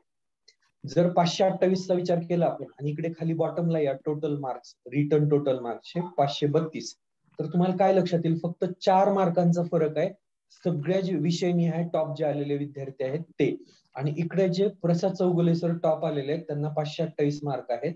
त्यांना बघा GS1 सामान्य अध्ययन 1, 2, 3, 4 याच्यामध्ये 88, 104, 106, 101 असे मार्क आहेत. म्हणजे तुम्हाला GS1, GS2, GS3, GS4 मध्ये मिनिमम 95 प्लस म्हणजे 100 ला तुम्ही टच झाले पाहिजे. मराठी इंग्रजी ऑब्जेक्टिव्ह वाईज पेपर जो आहे तो त्यांना 70 मार्क मिळालेत म्हणजे 70%.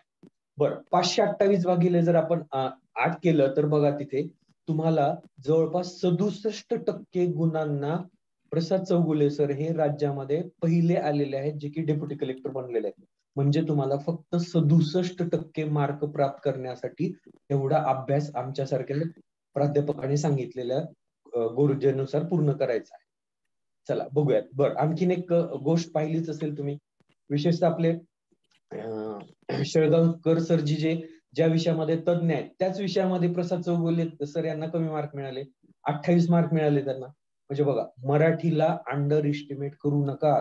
नाही माझा अभ्यास खूप चांगला झालेला आहे, मला क्लास लावायची पण काही गरज पडणार नाही, मी खूप छान मार्क घेऊ शकते. पण जेव्हा रिझल्ट आपल्या हातात येतो तोपर्यंत सगळी वेळ निघून गेलेली असते. माझे असे खूप सारे विद्यार्थी आहेत जे की टॉपर आहेत, तर त्यांना देखील इंग्रजी विषयात चांगला अभ्यास केल्यामुळे चांगले मार्क मिळाले.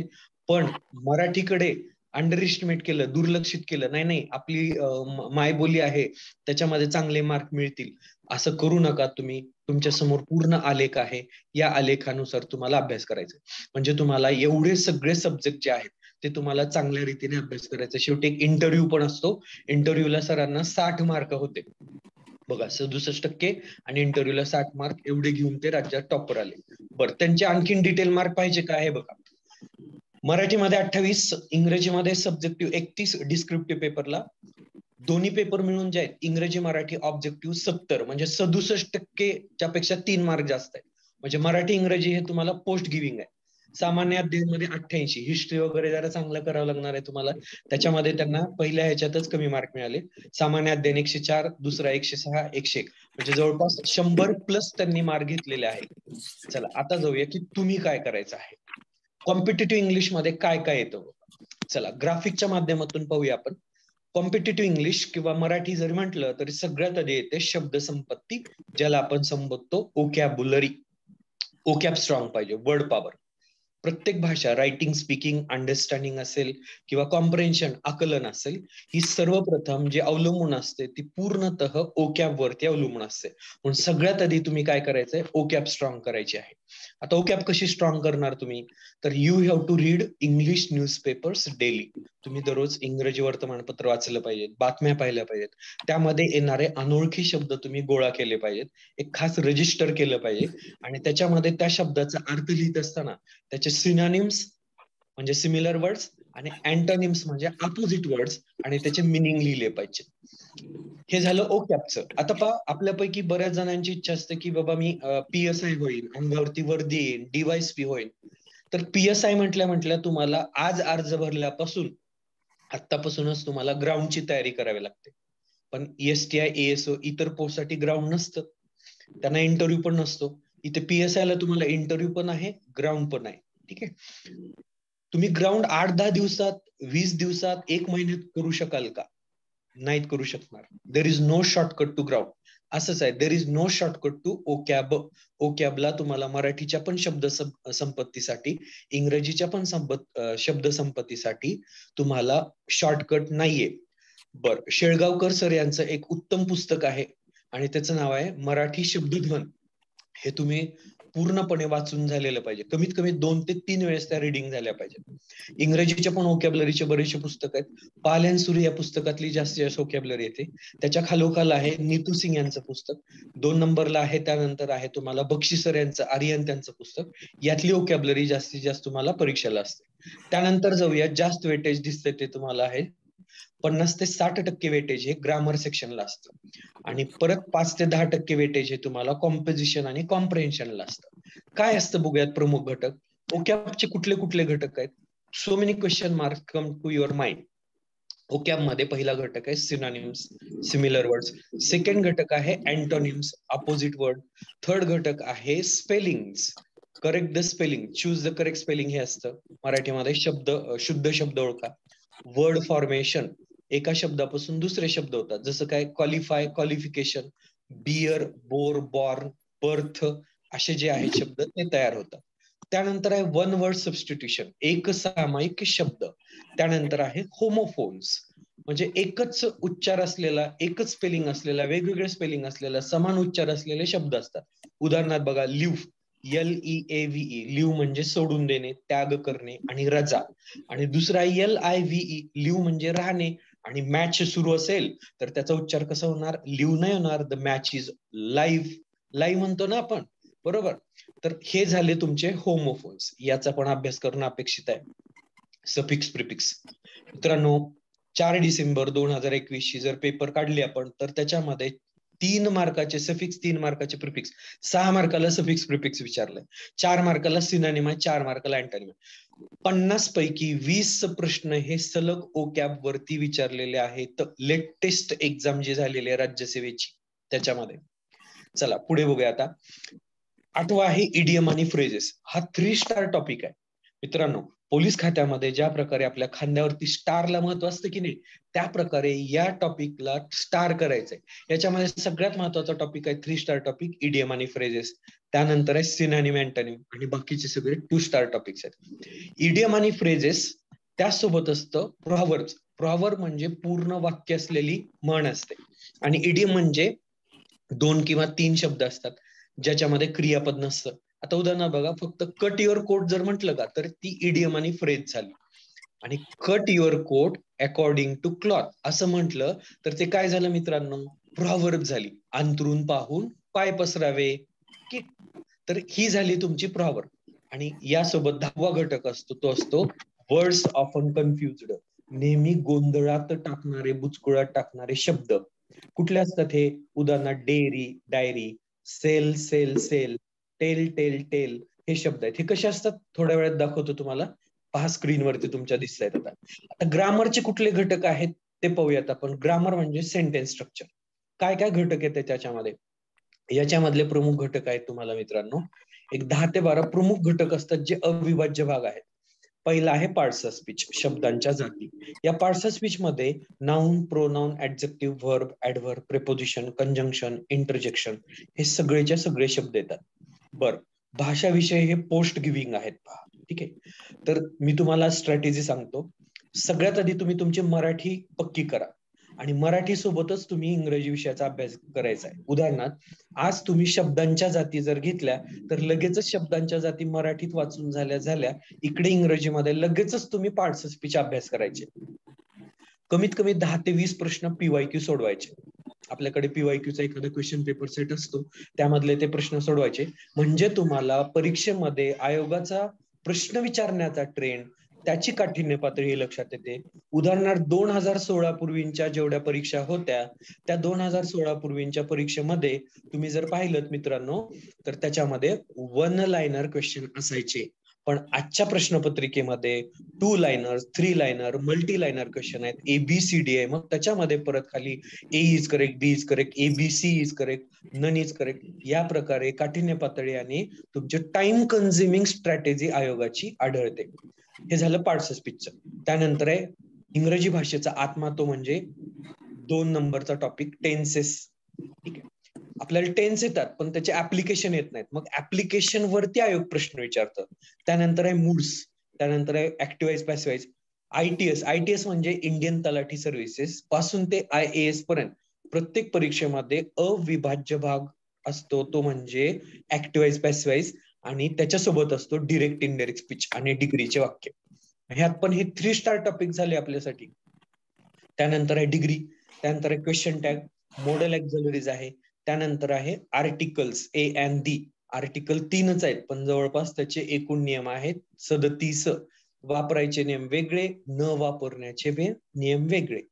त्यानंतर आहे डिरेक्ट, इनडायरेक्ट स्पीच, त्यानंतर आहे डू ऍज डिरेक्टेड, आणि क्लॉजेस आणि सेंटेन्सेस, ज्याच्यामध्ये व्याकरण संपतं. शेवटचा टॉपिक असतो क्लॉजेस अँड सेंटेन्सेस. यासोबत डू ऍज डिरेक्टेड मध्ये तुम्हाला येतं बऱ्याचदा हार्डली वेन येतं, नो सुनर दॅन येतं तुम्हाला, रिमूव्ह टू टॉपिक येतं तुम्हाला. तर असे वेगवेगळे छोटे छोटे टॉपिक असलेले घटक हे 10व्या टॉपिक मध्ये डू ऍज डिरेक्टेड मध्ये येतं. आणि सगळ्यात शेवटी येतो तो आहे क्लॉजेस आणि सेंटेन्सेस. चला पाहूया आपण काय कसे प्रश्न असतात आणि काय असतात त्याच्यावरती नजर टाकू. आणखीन एक राज्यसेवेचा विचार केला आपण तर तिथे तुम्हाला, किंवा बँकिंग सेक्टर मध्ये विचार केला किंवा युपीएससीचाच विचार केला आपण तर तिथे तुम्हाला कॉम्पोजिशन आणि कॉम्प्रिहेन्शन असतं. हे आहे तुमचे रायटिंग स्किल्स. याच्यामध्ये पहिली गोष्ट आहे लिंग्विस्टिक अंडरस्टँडिंग. तुम्हाला दोन भाषेची समज जमली पाहिजे. जसं की मराठी डिस्क्रिप्टिव्ह पेपर मध्ये पण तुम्हाला एक पॅरेग्राफ दिलेला असतो इंग्रजीतला, ज्याचं तुम्हाला ट्रान्सलेशन करायचं असतं. आणि दुसऱ्या ह्याच्यामध्ये पण तुम्हाला इंग्रजीमध्ये एक मराठी परिच्छेद दिलेला असतो, ज्याचं तुम्हाला ट्रान्सलेशन करायचं. म्हणजे दोन भाषेची सांगड तुम्हाला घालता आली पाहिजे. त्यानंतर असतं कॉम्प्रेन्शन. बरं, कॉम्प्रेन्शन हा काही नवीन घटक नाहीये. इयत्ता 5वी पासून 12वी पर्यंत ग्रॅज्युएशनच्या एक्झाम पर्यंत युनिव्हर्सिटीच्या आपण read the passage, answer the following questions हा भाग पाहिलेला आहे. इथे फक्त काठीण्य पातळी थोडी वाढते. आणि सीसॅट पेपर तर जनरली आपल्याला कॉम्प्रेन्शन वरती आधारित आणि गणित बुद्धिमत्तेवरती आधारित आहे. त्यानंतर आहे तुम्हाला एस्से रायटिंग. मित्रांनो, 25 मार्काला एक निबंध असतो. 400 शब्दामध्ये तुम्हाला मराठी तथा इंग्रजीमध्ये एस्से रायटिंग लिहायचं असतं.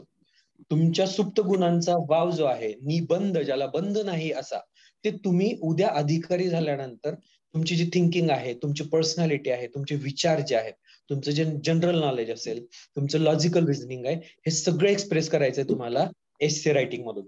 आणि ह्याचा बेस किती असतो मित्रांनो? इयत्ता 12वी, त्याचा दर्जा आहे 12वी HSC. म्हणजे बघा, 5वी ते 12वी पर्यंतचा अभ्यास आपल्याला परत रिपीट चांगल्या प्रकारे करून काही स्टँडर्ड मोठे रेफरन्स पुस्तक वापरून आपल्याला अधिकारी व्हायचं आहे. चौथी गोष्ट आहे प्रेसी रायटिंग, ज्याला आपण सारांश लेखन असं म्हणतो. आपण एखादी बातमी वाचली, मित्राला सांगतो, शब्दशः सांगतो का पूर्ण एक ना एक शब्द नाही, त्याचा सार सांगतो, म्हणजे समरी करून सांगतो. किंवा एखाद्या चित्रपटाची कथा सांगतो, बाबा आत्ताच कुठला तर तो नवीन आलेला पिक्चर आहे, मी आणखी पाहिला नाही, गाजावाजा खूप आहे, पुष्पा पिक्चर बाबा, तो पाहिला की लगेच आपण दुसऱ्याला सांगतो हा पिक्चर चांगला आहे, अशी अशी स्टोरी आहे. तर ती प्रेसी मध्ये सांगतो आपण, समरी करून सांगतो. असंच आहे की आपल्याला समराईज करता आलं पाहिजे. त्यानंतर आहे ट्रान्सलेशन. ट्रान्सलेशन इक्वल तुम्हाला इम्पॉर्टंट आहे दोन्ही भाषेमध्ये. तर हे झालं तुमचा कॉम्पोजिशनचा पेपर.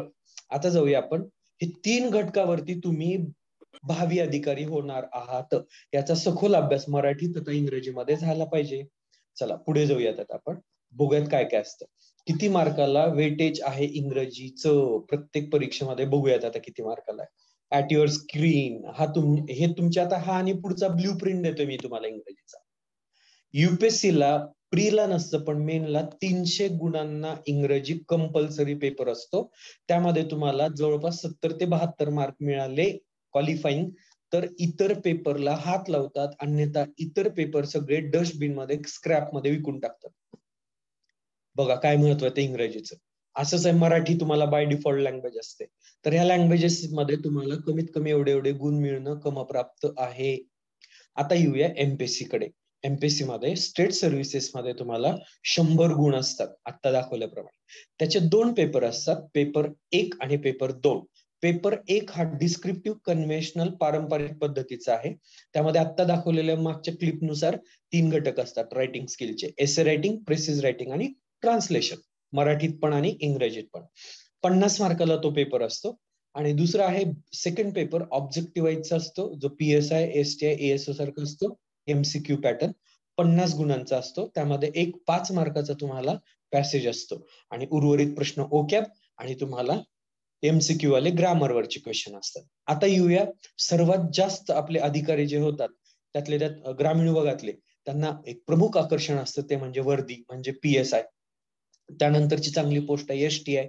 आणि शेवटची जी महत्वाची पोस्ट आहे जी मुंबईलाच असते फक्त, ती आहे एएसओ. ठीक आहे. त्याला मात्र तुम्हाला 60 मार्कांना ग्रुप बी ला आता नवीन पद्धतीनुसार यावर्षीपासून तुम्हाला एक प्रश्न 2 गुणांना असतो. पूर्वी 30 मार्कालाच होते, आता 60 मार्क, एक प्रश्न 2 गुणाला, जसं तलाठीमध्ये पण असतो, एक प्रश्न हा 2 गुणाला असतो. त्यानंतर बघूया आता excise PSI, tax assistant clerk, 40 प्रश्न 4 गुणांना ग्रुप सी. यावर्षीची पण मोठी ऍड आहे ग्रुप सी ची बघा. बरं मित्रांनो, यावर्षी कॅलेंडरची तारीख जर बघितली ना तुम्ही, तर 222 आहे, 222. 222चा अर्थ तुम्हाला खूप काही देऊन जाते. बाबा मागचे 2 वर्ष आपल्या जीवनामध्ये खूप फ्रस्ट्रेशन मध्ये गेले, पण या वर्षी तुम्हाला हे वर्ष सुवर्ण संधी घेऊन येत आहे. तुम्हाला 2 एक्झाम आहेत. कुठल्या 2 एक्झाम आहेत? पहिली आहे राज्यसेवेची 2 परीक्षा आहेत. त्यानंतर आहे ग्रुप बीच्या 2 परीक्षा आहेत, PSI-STIच्या. त्यानंतर तुम्हाला ग्रुप सीची 1 परीक्षा आहे आणि सरळ सेवेच्या परत तुम्हाला 1 परीक्षा आहे. म्हणजे तुम्हाला 2, 2, 2 यापैकी मी यावर्षी एक तरी पोस्ट घेणारच आणि मग पुढच्या वर्षी मी डायरेक्ट MPSC किंवा UPSCचा हात घालणार. ही तुमची स्ट्रॅटेजी पाहिजे. ठीक आहे. Today's your hard work and decisions are your tomorrow's realities. तुम्ही आज चांगलं कष्ट केलं, यावर्षी जर पोस्ट काढली तर तुमचा उद्याचा सुवर्ण काळ आहे. नाहीतर मग परत मधलं एक 2022 मध्ये शून्य दिसतंय, ते तुमच्या हातामध्ये राहणार आहे. मग परत पंढरपूरची आमच्यासारखी वारी होणार आहे, आषाढी कार्तिकी. मग आपल्याला हे नको असेल तर या वर्षीच्या 2 चान्स मधला 1 चान्स तरी तुम्ही मिळवायचाच आहे. अशा आपल्या कितीतरी विद्यार्थी भगिनी, बंधू भगिनी आहेत की ज्यांनी 1 वर्षात कम्प्लिटली चांगल्या पोस्ट काढल्यात, अगदी UPSC पर्यंतच्या. त्यामुळे तुम्ही त्या स्ट्रॅटेजी अवलंबायच्या आहेत. आणि आमच्यासारखे जे तज्ञ मार्गदर्शक असतील, त्यांनी जे दिलेलं तुम्हाला मार्गदर्शन आहे त्याला तुम्ही कटाक्षाने फॉलो केलं पाहिजे. आता जाऊया आपण बँकिंग सेक्टरकडे. बँकिंग मध्ये प्री आणि मेन्सला तुम्हाला 30 आणि 40 मार्काला इंग्रजी असतं. त्यामध्ये हे क्लरिकल झालं. PO, SO, AFO हे जे एक्झाम आहेत त्यामध्ये तुम्हाला 40 मार्काला असतं, 25 मार्काला डिस्क्रिप्टिव्हला असतं प्री आणि मेनला. आता जाऊया जगातलं टॉप सेकंड ऑर्गनायझेशन जे आहे, टॉप सेकंड म्हणजे 2 क्रमांकाचं, ते आहे RRB, ज्याचं नाव आहे रेल्वे रिक्रुटमेंट बोर्ड. त्याच्यामध्ये Tier 1, Tier 2, Tier 3 म्हणजे क्लास 3 पासून क्लास 1 पर्यंत तुम्हाला 50 ते 200 मार्कांना तुम्हाला इंग्रजी विषय असतो. त्यानंतर जाऊया शॉर्ट सर्व्हिस बोर्ड असेल किंवा स्टाफ सिलेक्शन कमिशन असेल, तर याच्यामध्ये तुम्हाला परत 50 ते 200 मार्काला इंग्रजी असतं. आणि सरळ सेवेमध्ये तलाट्यापासून ते डिपार्टमेंटल एक्झाम असतील, सर्व म्हाडा भरती असेल इतर, 25 पासून ते 50 मार्कापर्यंत तुम्हाला इंग्रजी विषय असतो. आता याची ब्ल्यू प्रिंट तुमच्या स्क्रीनवरती आहे, याचा मस्त स्क्रीनशॉट घ्यायचा आहे तुम्ही. पहिला आहे पार्ट्स ऑफ स्पीच. 1 प्रश्न असतो, 1 मार्काला असतो किंवा 2 मार्काला असतो. काही परीक्षेमध्ये 1 प्रश्न 2 गुणाला, त्यामुळे तिथे तुम्ही मल्टिप्लाय इंटू 2 करायचं. नाउन, काइंड्स, नंबर, जेंडर, नाम, नामांचे प्रकार ओळखा. 1 मार्काला किंवा 2 मार्काला 1 प्रश्न असतो. नंबर आणि जेंडर जे आहे ते तुम्हाला जवळपास 1 प्रश्न, म्हणजे लिंग आणि वचन यावरती 1 प्रश्न येऊ शकतो. 2 मार्क असेल किंवा 4, म्हणजे नामाला एकूण साधारणतः 3 प्रश्न विचारले जाऊ शकतात. त्यानंतर आहे दुसरा टॉपिक प्रोनाउन आणि काइंड्स. त्याच्यामध्ये तुम्हाला 3 ते 5 मार्काला प्रश्न विचारले जाऊ शकतात. प्रोनाउन हा परीक्षेच्या दृष्टीने खूप महत्वाचा घटक आहे. त्यानंतर आहे ऍडजेक्टिव्ह आणि काइंड्स. 0 ते 1, 0 म्हणजे कधी प्रश्न विचारलेला नसतो, कधी कमीत कमी 1 प्रश्न विचारला गेलेला असतो. त्यानंतर वाक्याचा अविभाज्य भाग आहे आणि आत्मा आहे, तो म्हणजे क्रियापद आणि त्याचे प्रकार व्हर्ब अँड काइंड्स. 1 ते 2 प्रश्न याच्यावरती विचारले जाऊ शकतात. त्यातले त्यात क्रियापद या टॉपिक मध्ये तुम्हाला पार्टिसिपल्स, जिरंड आणि इन्फिनिटिव्ह हे टेक्निकल घटक आहेत. यावरती सगळ्यात जास्त प्रश्न तुम्हाला आतापर्यंत 80% प्रश्न याच्यावरती विचारलेले तुम्हाला आढळतात. त्यानंतर व्हर्ब म्हटल्या दुसरा टॉपिक आला टेन्सेस. एकूण 12 प्रकारच्या वाक्यरचना. पण फक्त टेन्सेस नव्हे तर टेन्स कधी वापरायचे, त्याचे जे ऍप्लिकेशन्स आहेत, हे जे ऍप्लिकेशन आहेत याच्यावरती तुम्हाला 1 ते 2 प्रश्न असतात. हा बोला, आवाज ऐकू येतो ना क्लिअर? चला पुढे जाऊयात. हा, काही डिस्टर्बन्स असेल तर बोलत चला. पुढे बघा आता मूड्स. मूड्स म्हणजे सबजंक्टिव्ह मूड, इंडिकेटिव्ह मूड हे जे आहेत, इम्पेरेटिव्ह मूड, तो तुम्हाला 1 ते 2 प्रश्न असू शकतात किंवा कधी प्रश्न नसतो. त्यानंतर ऍक्टिव्हाइज पॅसिव्हाइज अविभाज्य भाग आहे. कधी कधी 2, कधी कधी 3, मागच्या राज्यसेवेला 4, आत्ताच्या राज्यसेवेला 4 गुणांना प्रश्न विचारले गेलेले आहेत. त्याचा दुसरा भाग आहे एका नाण्याच्या 2 बाजू, म्हणजे डिरेक्ट इनडायरेक्ट स्पीच. 2 ते 3 प्रश्न तुम्हाला विचारले गेलेले आहेत. त्यानंतर आहे as soon as, no sooner than. 0 ते 1 प्रश्न असतो. कंजंक्शन वरती 0 किंवा 1 प्रश्न असतो. रिमोटिव्ह वरती 1 प्रश्न असतो.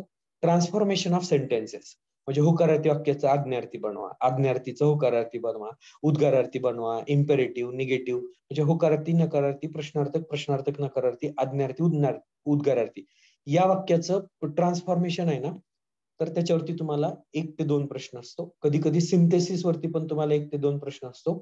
सिम्पल सेंटेन्स, कॉम्प्लेक्स सेंटेन्स आणि कंपाऊंड सेंटेन्स ह्याची आदला बदल करा. त्यानंतर आहे क्वेश्चन टॅग. अगदी सोपा, 10 ते 15 मिनिटांमध्ये तुम्हाला टॉपिक शिकवून होतो. 1 ते 2 मार्क मिळून देतो तुम्हाला. त्यानंतर आहेत मॉडल ऍक्झिलरीज, कॅन, कुड, मे, माइट, शाल, शुड, विल, वुड. हे तुम्हाला जवळपास 1 ते 2 प्रश्न असतात. त्यानंतर कधी कधी विचारलेले असतात use, able to, going to वगैरे वगैरे प्रिपोजिशन आहेत, ते तुम्हाला 0 ते 1 प्रश्न असतो. पंक्च्युएशन मार्क्स, विरामचिन्हांचा योग्य वापर, 1 प्रश्न असतो. क्लॉजेस वरती तुम्हाला 1 ते 3 गुणांना प्रश्न असतात. क्लॉज हा खूप महत्वाचा 3 स्टार टॉपिक आहे. त्यानंतर आहे काइंड ऑफ सेंटेन्सेस, वाक्यांचे प्रकार, सिंपल, कंपाऊंड, कॉम्प्लेक्स. हे तुम्हाला 1 ते 2 प्रश्न असतात. आत्ताच्या राज्यसेवेला 4 प्रश्न आहेत, म्हणजे आयोग ट्रेंड बदलतं. 4 डिसेंबर 2021 साली पूर्ण झालेली राज्यसेवेचा मेन्सचा पेपर काढला तर त्याच्यामध्ये क्लॉज प्लस सेंटेन्सेसला तुम्हाला कम्प्लीट 4 गुणांना प्रश्न विचारलेले आहेत. इफ कंडिशन, इफ कंडिशनल अटदर्शक वाक्य आहे ते 2016, 17, 18, 19, 20 पर्यंत सलग 4 वर्ष तुम्हाला 2-2, 3-3 मार्काला तुम्हाला राज्यसेवा व 1-1 गुणाला तुम्हाला PSI, SISO, ग्रुप बी, ग्रुप सी, तलाठीला हा प्रश्न असतोच. त्याचाच दुसरा एक भाग आहे अनलेस. अनलेस वगळा आणि इफ नॉट वगळा, इफ नॉट वापरा. त्याच्यामध्ये तुम्हाला 0 किंवा 1 मार्काला प्रश्न असतो. सब्जेक्ट वर्ब ऍग्रीमेंट, वाक्यातील कर्त्यानुसार क्रियापद वापरायचं. हे पार्ट्स ऑफ स्पीच, प्रोनाउन वगैरे वगैरे या सगळ्या भागावरचा टॉपिक असतो सब्जेक्ट वर्ब ऍग्रीमेंट आणि स्पॉटिंग द एरर हे भाग जे आहेत ते. आता जाऊया ओकॅब. आत्ताच ओकॅब डिटेल सांगितलं, त्यामध्ये 1 वर्ड सबस्टिट्यूशन तुम्हाला 1 ते 2 मार्कांना प्रश्न असतो किंवा 2 प्रश्न विचारलेले असतात. सिनोनिम, अँटोनिम 1 किंवा 2 प्रश्न असतात. अँटोनिम्स पण 1 किंवा 2 प्रश्न असतात. सगळ्यात जास्त असतात इडियम्स आणि फ्रेजेस, 2 ते 4 प्रश्न असतात. फॉर्मेशन ऑफ वर्ड्स 1 ते 2 प्रश्न असतात. Spellings, choose the correct spelling तुम्हाला कधी विचारतात, कधी 1 गुणाला प्रश्न असतो. आणि कॉम्प्रेन्शनचा विचार केला तर 1 पॅसेज असतो, 5 प्रश्न असतात साधारणतः. कधी 1 मार्काला प्रश्न असतो, तर काही परीक्षेमध्ये 2 गुणांना प्रश्न असतो. सफिक्स आणि प्रिफिक्स, पूर्वी लागणारा प्रत्यय आणि नंतर लागणारा प्रत्यय. उदाहरणार्थ हॅप्पी, त्याच्या आधी आला प्रत्यय अनहॅप्पी की तो झाला प्रिफिक्स, आणि नंतर आला की प्रत्यय तो काय झाला सफिक्स, हॅप्पीली. क्लिअर. आणि स्पॉटिंग एरर मग सांगितलं त्यानुसार. This is your blueprint of English language. एवढे घटक तुम्हाला इंग्रजी भाषेच्या अभ्यासासाठी तुम्हाला सखोल ज्ञान घ्यायचंय. क्लिअर. आता जाऊया पुढे कसे प्रश्न असतात आणि काय असतात. आता फ्रेजेस बघूया आपल्याला. फ्रेज, फक्त ब्रेक म्हटलं की क्रियापद झालं, पण त्याच्यासोबत इतर शब्द आले की काय होतात बघा. ब्रेक इन, फक्त इन ठेवलं अर्थ काय झाला. To train, to discipline, training देणे, पाळीव बनवणे, त्यांना प्रशिक्षण देणे, त्याचा अर्थ झाला पहिला ब्रेक इन. पुढे बघा break in to. Break in to म्हणजे एंटर फोर्सिबली, घरफोडी करणे, घुसखोरी करणे, चोरी करणे. पुढे बघा ब्रेकआउट, 5-7 वेळेस आलेला हा ब्रेकआउट. पहिला अर्थ आहे त्याचा ऍब्स्कॉन्ड, फरार होणे, पळून जाणे. कुठून? जेलमधून किंवा प्रिझन मधून. आणि दुसरा आहे यावर्षी तर येणारच बाबा परीक्षेत, का तर आउटब्रेक ऑफ कोरोना आहे ना, पॅन्डेमिक सुरू आहे सध्या, संपतच आलेले लाट आता.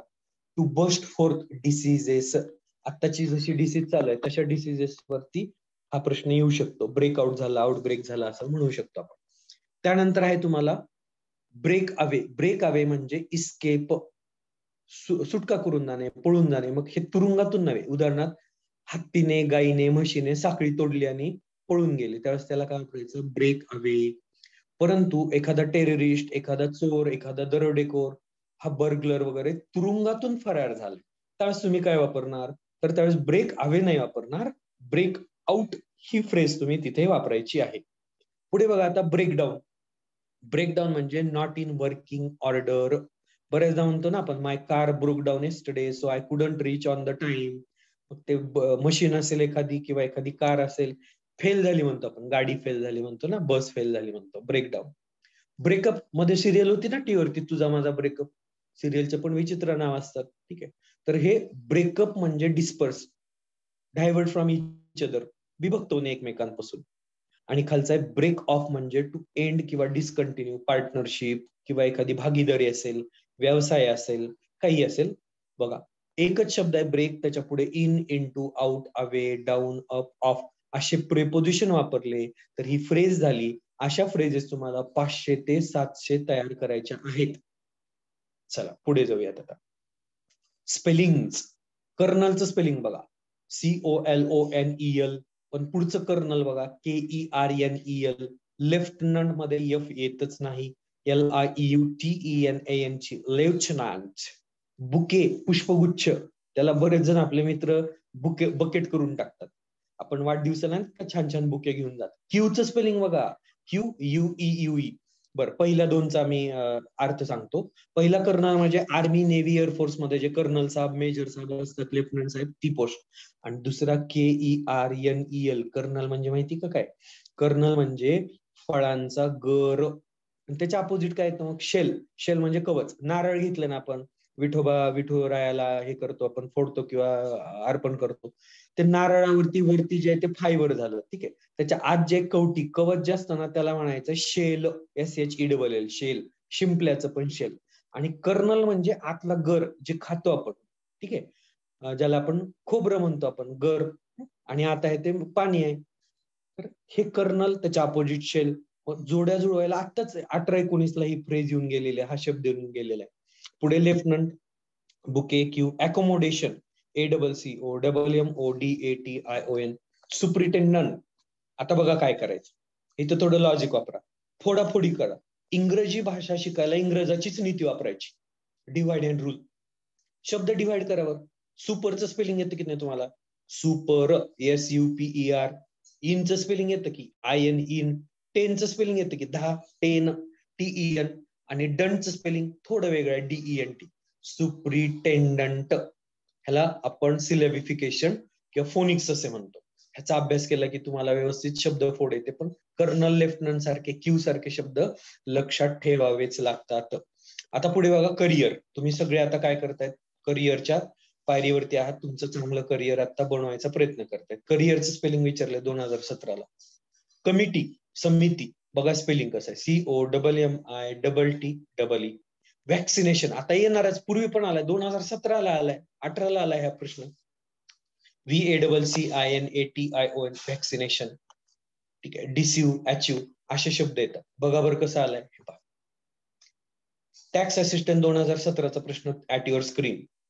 A word is spelled in 4 different ways, out of which only one is correct. Find the correctly spelled words. पुढील पैकी योग्य तो शब्द शोधा. बघा आपण क्लासमध्ये जे घेतो, मी जे सांगतो ते कसं येतं परीक्षेत बघा बरं. उत्तर काय येणार याचं? वरती दिलंय स्पेलिंग तुम्हाला, डाव्या बाजूला तिसऱ्या वेळेला COMMITTEE. ह्याच्यामध्ये कुठे योग्य पर्याय सापडला? पर्याय क्रमांक 4. तर हे प्रश्नांचं अशा प्रकारे स्वरूप असतं. चला पुढे जाऊया. Words often confused. मग सांगितलं मी तुम्हाला, जसं डेट. डेटचे 3 अर्थ होतात. एक डेट आहे तारीख, आजची तारीख 30 जानेवारी 2022. डेट म्हणजे I ate dates. डेट म्हणजे काय? मी खाल्ल्या डेट. डेटचा अर्थ काय घेणार तिथे? पेंड खजूर. ओके. आणि दुसरा आहे, तो तिच्यासोबत डेटिंगला गेलेला आहे. आयोगाने टाकलेला प्रश्न, मनाने नाही सांगत मी. डेट म्हणजे प्रेम विवाहात किंवा प्रेमामध्ये भेट द्यायला जाणे. तर हे असे प्रश्न आहेत. आता बघा, टेल, टेल, टेल. पहिल्या टेलचा अर्थ आहे कथा, tales. Akbar Birbal tales, Panchatantra tales. दुसरं टेल म्हणजे शेपूट. आणि तिसरं टेल आहे सांगणे. ते क्रियापद आहे. 2 नंबर लागूया आता. सेल. सेल म्हणजे विक्री. मॉलमध्ये सेल लागलाय, दुकानात सेल लागलाय, 50% ऑफ आहे, 60% ऑफ आहे. सेल म्हणजे पुढे जाणे, वल्लविणे. दुसरा SAIL. आणि नेव्ही मध्ये एक पोस्ट आहे बघा, सेलर नावाची, नावाडी, नाविक, शेवटची पोस्ट असते ते. पुढचं सेल बघा, SELL. सेल म्हणजे विकणे. पुढचा सेल बघा, आपल्या मोबाईल फोनला जे तुमच्या हातात यंत्र आहे त्याला म्हणतो आपण भ्रमणध्वनी चलचलित यंत्र. किती अवघड आहे बघा. त्याला सेल फोन म्हणतो आपण. बॅटरी, विद्युत घट असतो तो. आता सांगितलं तुम्हाला कर्नलच्या अपोजिट शेल, SHELL, शेल, कवच. आणि सील म्हणजे तुमची प्रत्येक प्रश्नपत्रिका आहे सील बंद असते, मोहर बंद असते. तिसरं बघा आता, फ्लोअर, फ्लावर, फ्लोअर. फ्लोअर म्हणजे मजला, फ्लावर म्हणजे फुल, आणि फ्लोअर म्हणजे पीठ. मग फ्लोअर मिल मध्ये आपण चक्की पिसायला हे जातो ना, गिरणीमध्ये दळण दळायला, ते कुठलं असणार आहे बरं? पर्याय क्रमांक 3 वाला असणार आहे. तिसऱ्यामधलं तिसरं, FLOUR. आता खाली बघा, चौथं, सिलिंग म्हणजे मोहर बंद करणे. सिलिंग म्हणजे छताचा फॅन वरचा आपला सिलिंग फॅन, आणि सेलिंग म्हणजे वल्लवीने पुढे जाणे. आता 5वा एक शब्द बघूया, राईट राईट राईट. सगळ्यांचे उच्चार सेम, होमोफोन्स. राईट म्हणजे बरोबर, राईट म्हणजे लिहिणे, आणि राईट म्हणजे कस्टम, रूढी, परंपरा, रीती रिवाज. शेवटचा शब्द तो. चला बघूया याच्यावरती कसे प्रश्न असतात. बघा ऍट युअर स्क्रीन स्नॅपशॉट घेतलेले आहे असे. टॅक्स असिस्टंट 2017चा प्रश्न आपल्या स्क्रीनवरती दिसतोय. Fill in the blank with the correct choosing form of the given options. Tax assistant mains exam 2017चा प्रश्न. The dash dash of our house was leaking because of heavy rain. आमच्या घराचा dash डॅशचा भाग हा लीक झाला होता सतत पाऊस पडला मध्ये, पावसाळ्यामध्ये, त्याच्यामुळे. पहिलं ऑप्शन आहे सिलिंग. नाही बरोबर. Sir ceiling. सिलिंग पहिलं आहे का? नाही येणार. मग कुठलं येणार आहे बघा? 2 नंबरचं ऑप्शन बरोबर आहे. CEILING. सिलिंग म्हणजे छत. बघा असे छोटे छोटे प्रश्न तुम्हाला विचारलेले असतात. चला आता खालचं पण सांगा बरं. एसटी 2018चा प्रश्न, 2 वर्षापूर्वीचा. 2 वर्ष म्हणजे एक्झामच्या दृष्टीने 2 वर्षापूर्वी. सांगा बरं पटकन. Choose the correct words to fill in the blank. Second right sir. Sentence. ठीक आहे, करेक्ट. बाप्टिझम म्हणजे माहिती का? ख्रिश्चनांच्या चर्चमध्ये नाव ठेवायचा कार्यक्रम असेल लहान बाळाचा, किंवा आपण ज्यावेळेस जातो त्यावेळेस पवित्र करण्यासाठी एक जल शिंपडलं जातं, त्याला बाप्टिझम असं म्हटलं जातं. आपल्या इथे हिंदू धर्मात कसं गोमित्र शिंपडतात ना, किंवा चांगलं पाणी अत्तरयुक्त वगैरे आहे, पवित्र प्राणी, तसं ते पाणी शिंपडतात. वेडिंग्स म्हणजे विवाह, फनरेल्स अंत्यविधी. These are the examples of rites. पर्याय क्रमांक 2. पहिलं काय? राईट म्हणजे हक्क आहेत का हे आपले? नाही. तिसरं राईट म्हणजे लिहिणे का हे? नाहीये. चौथं तर नन ऑफ देत नाही. तुम्ही उत्तर योग्य सांगितलं मित्रांनो. राईट्स म्हणजे ते आहेत रूढी किंवा परंपरा. बरोबर अगदी. चला पुढे जाऊयात आता. हे झाले ओके अब. आता सेंटेन्स पॅटर्न कडे जाऊया. वाक्याचे प्रमुख घटक काय काय असतात. चला एक वाक्य तुमच्या स्क्रीनवरती दिसतंय. मुले झाडाखाली गोट्या खेळत आहेत. चला मराठीतलं वाक्य मला हिंदी में इसका अनुवाद कीजिए. हिंदी में कैसे हो जाएगा? चलो बोलिए स्पीकर ऑन करके. देखिए हमें कम से कम 3-4 भाषा अच्छी आनी चाहिए. पहली है नेशनल लैंग्वेज हिंदी, सेकंड आहे लोकल लँग्वेज मराठी, थर्ड आहे international language global language English, आणि एखादी cultural language like Sanskrit, Urdu, Kannada, Telugu, Malayalam जी असेल तुमची ती भाषा. चला हिंदीत कसं होणार वाक्य? चला मीच सांगतो, आवाज येत नाही. बच्चे पेड़ के नीचे कंचे खेल रहे हैं. मुले झाडाखाली गोट्या खेळत आहेत. चला आता हे इंग्रजीमध्ये कसं करूया बघूया. असं केलं तर चालेल का? मुले, बच्चे, बॉईज, झाडाखाली, पेड़ के नीचे, अ ट्री अंडर, गोट्या, कंचे, मार्बल्स, खेळत, खेल, प्लेइंग, आहेत, रहे है, are. Can you call this one as English sentence? No, this is not English sentence. ह्याची रचना चुकीची आहे. मग हेच वाक्य आपण योग्य प्रकारे इंग्रजीमध्ये असं लिहिणार. Boys are playing marbles under a tree. मुले झाडाखाली गोट्या खेळत आहेत. This is the grammatically correct and pure sentence according to English language. काय काय घटक आहेत ह्याचे? Boys is a subject, are helping verb आहे, मेन वर्ब आहे, प्लेइंग मेन वर्ब आहे, दोन्ही मिळून वर्ब झाले आर आणि playing. Marbles is the object, आणि अंडर अ ट्री ही झाली ऍडव्हर्बियल फ्रेज. मग तुम्हाला इंग्रजी वाक्यरचना येण्यासाठी या प्रमुख 4 बेसिक एलिमेंट्सचा अभ्यास करणं क्रमप्राप्त आहे. एक आहे सब्जेक्ट, कुठले कुठले शब्द काम करतात. वर्ब, कुठले कुठले शब्द काम करतात. ऑब्जेक्ट, कुठले कुठले शब्द काम करतात. आणि ऍडव्हर्ब म्हणून कुठले कुठले शब्द किंवा फ्रेज काम करते. क्लिअर? चला पुढे जाऊयात आता. आता बघा तुम्हाला काय अभ्यास करायचा. Only one word does one duty. वाक्यामध्ये एकच शब्द हा एकच कार्य करतो. कसं? Coffee increases pulse. जेव्हा आपण कॉफी पितो ना, तर आपली नाडीची गती किंवा हृदयाचे ठोके वाढवतं. म्हणून बरेच जण जिमला जाण्यापूर्वी ब्लॅक कॉफी पितात. चांगली असते ब्लॅक कॉफी.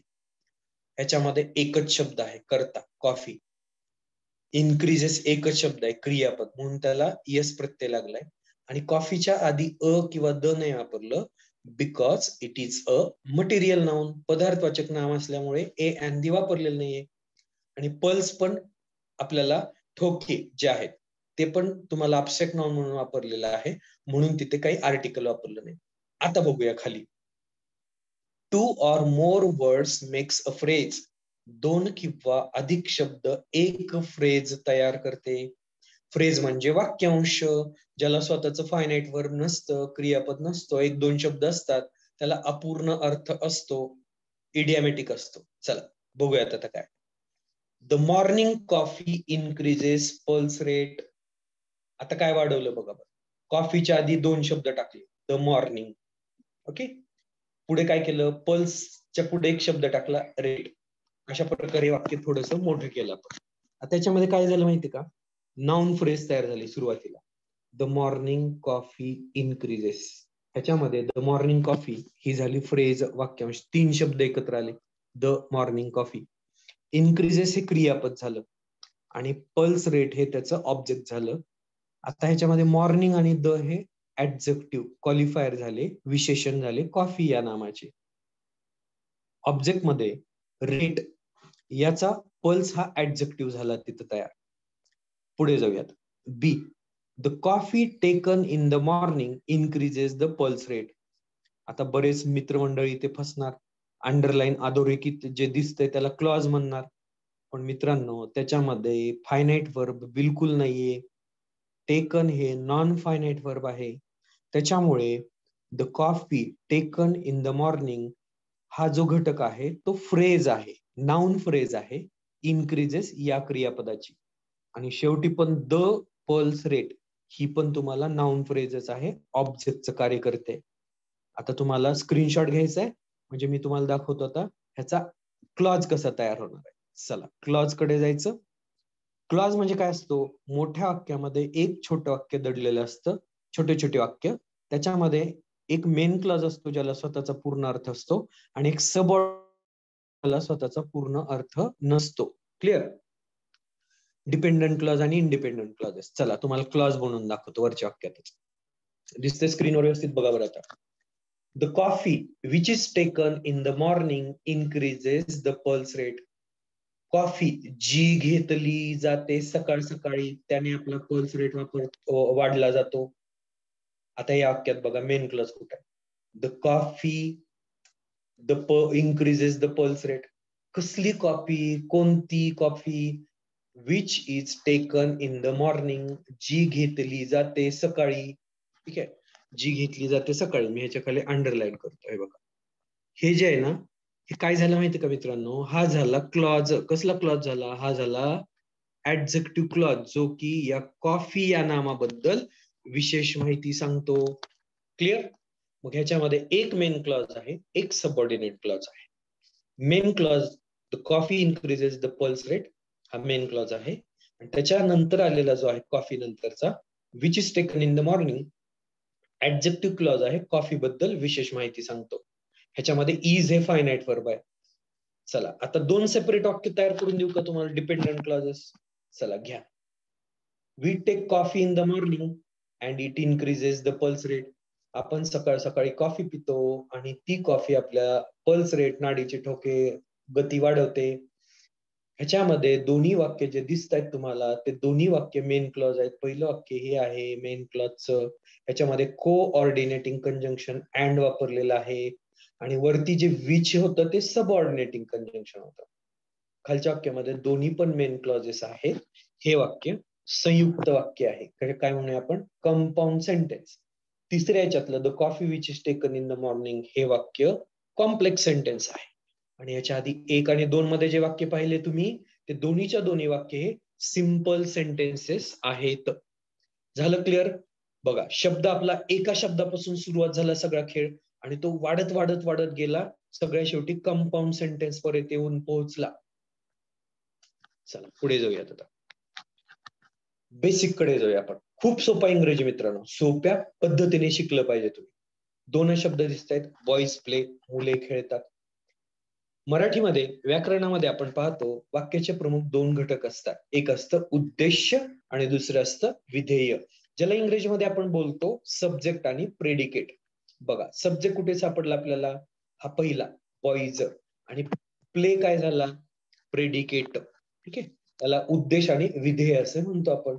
चला आता थोडस वाक्य वाढवूया आपण. सम बॉईज प्ले आउटडोर गेम्स. काही मुले काय खेळतात? आउटडोर गेम्स खेळतात. आता याच्यामध्ये काय झालं बघूया आपण. याच्यामध्ये काय आलं माहिती का मित्रांनो? याच्यामध्ये एकच सेकंड, जस्ट मिनिट. याच्यामध्ये जे आला प्रकार तो आलेला आहे. हा सम जो आहे ना तो त्याचा क्वालिफायर आहे. क्वालिफायर म्हणजे adjective ADJ. This is the adjective. It works as the adjective. आता याच्यामध्ये उद्देश कुठं आला? उद्देश गेम्स आहे. गेम्स कसले गेम्स आहेत? Outdoor games. याच्यामध्ये हे आउटडोर हे या गेम्स बद्दल विशेष माहिती सांगतं. मराठी व्याकरणामध्ये आपण याला उद्देश विस्तार असे म्हणतो आणि एक विधेय विस्तार असे म्हणतो. आउटडोर हे विधेय विस्तार आहे, गेम्स बद्दल विशेष माहिती सांगतं. आणि पहिल्या याच्यामध्ये जे पाहिलं आपण सम बॉईज, त्याच्यामध्ये बॉईज हा हेडवर्ड आहे, प्रमुख कर्ता आहे. सम त्याच्याबद्दल विशेष माहिती सांगतं, क्वालिफायर आहे, ऍडजेक्टिव्ह आहे, ऍट्रिब्युटिव्ह आहे ते. चला वाक्य आपण बदलूयात आता. चला वाक्यामध्ये काय काय घटक प्रमुख कार्य करतात ते पाहूया आपण. सगळ्यात आधी आहे मित्रांनो नाउन हे तुम्हाला कार्य करताना आढळतं. वाक्याचे प्रमुख घटक जर पाहिले आपण तर ते कुठले कुठले दिसतात बघा.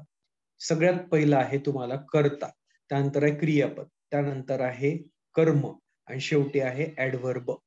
Subject plus verb plus object plus adv adverb. हे प्रमुख 4 घटक आहेत. तुम्हाला काय अभ्यास करायचा? वाक्यात कुठले कुठले शब्द हे सब्जेक्टचे कार्य करतात? नाउन, प्रोनाउन, व्हर्बल नाउन मध्ये जिरंड आणि इन्फिनिटिव्ह, क्रियापदवाचक नाम. सेम घटक तुम्हाला कुठे दिसतोय? ऑब्जेक्ट म्हणून कार्य करतो. सब्जेक्ट ऑब्जेक्ट समानच झाले, noun, pronoun, verbal noun, gerund, infinitive. आता व्हर्ब आणि त्याचे प्रकार, सगळ्यात महत्वाचा भाग. मेन व्हर्ब आणि हेल्पिंग व्हर्ब दोनच प्रमुख प्रकार आहेत. आणि मग उरलेले प्रकार transitive, intransitive, participles, incomplete verb, gerund, infinitive हा संबंध घटक. त्यानंतर बघूया आपण adverb.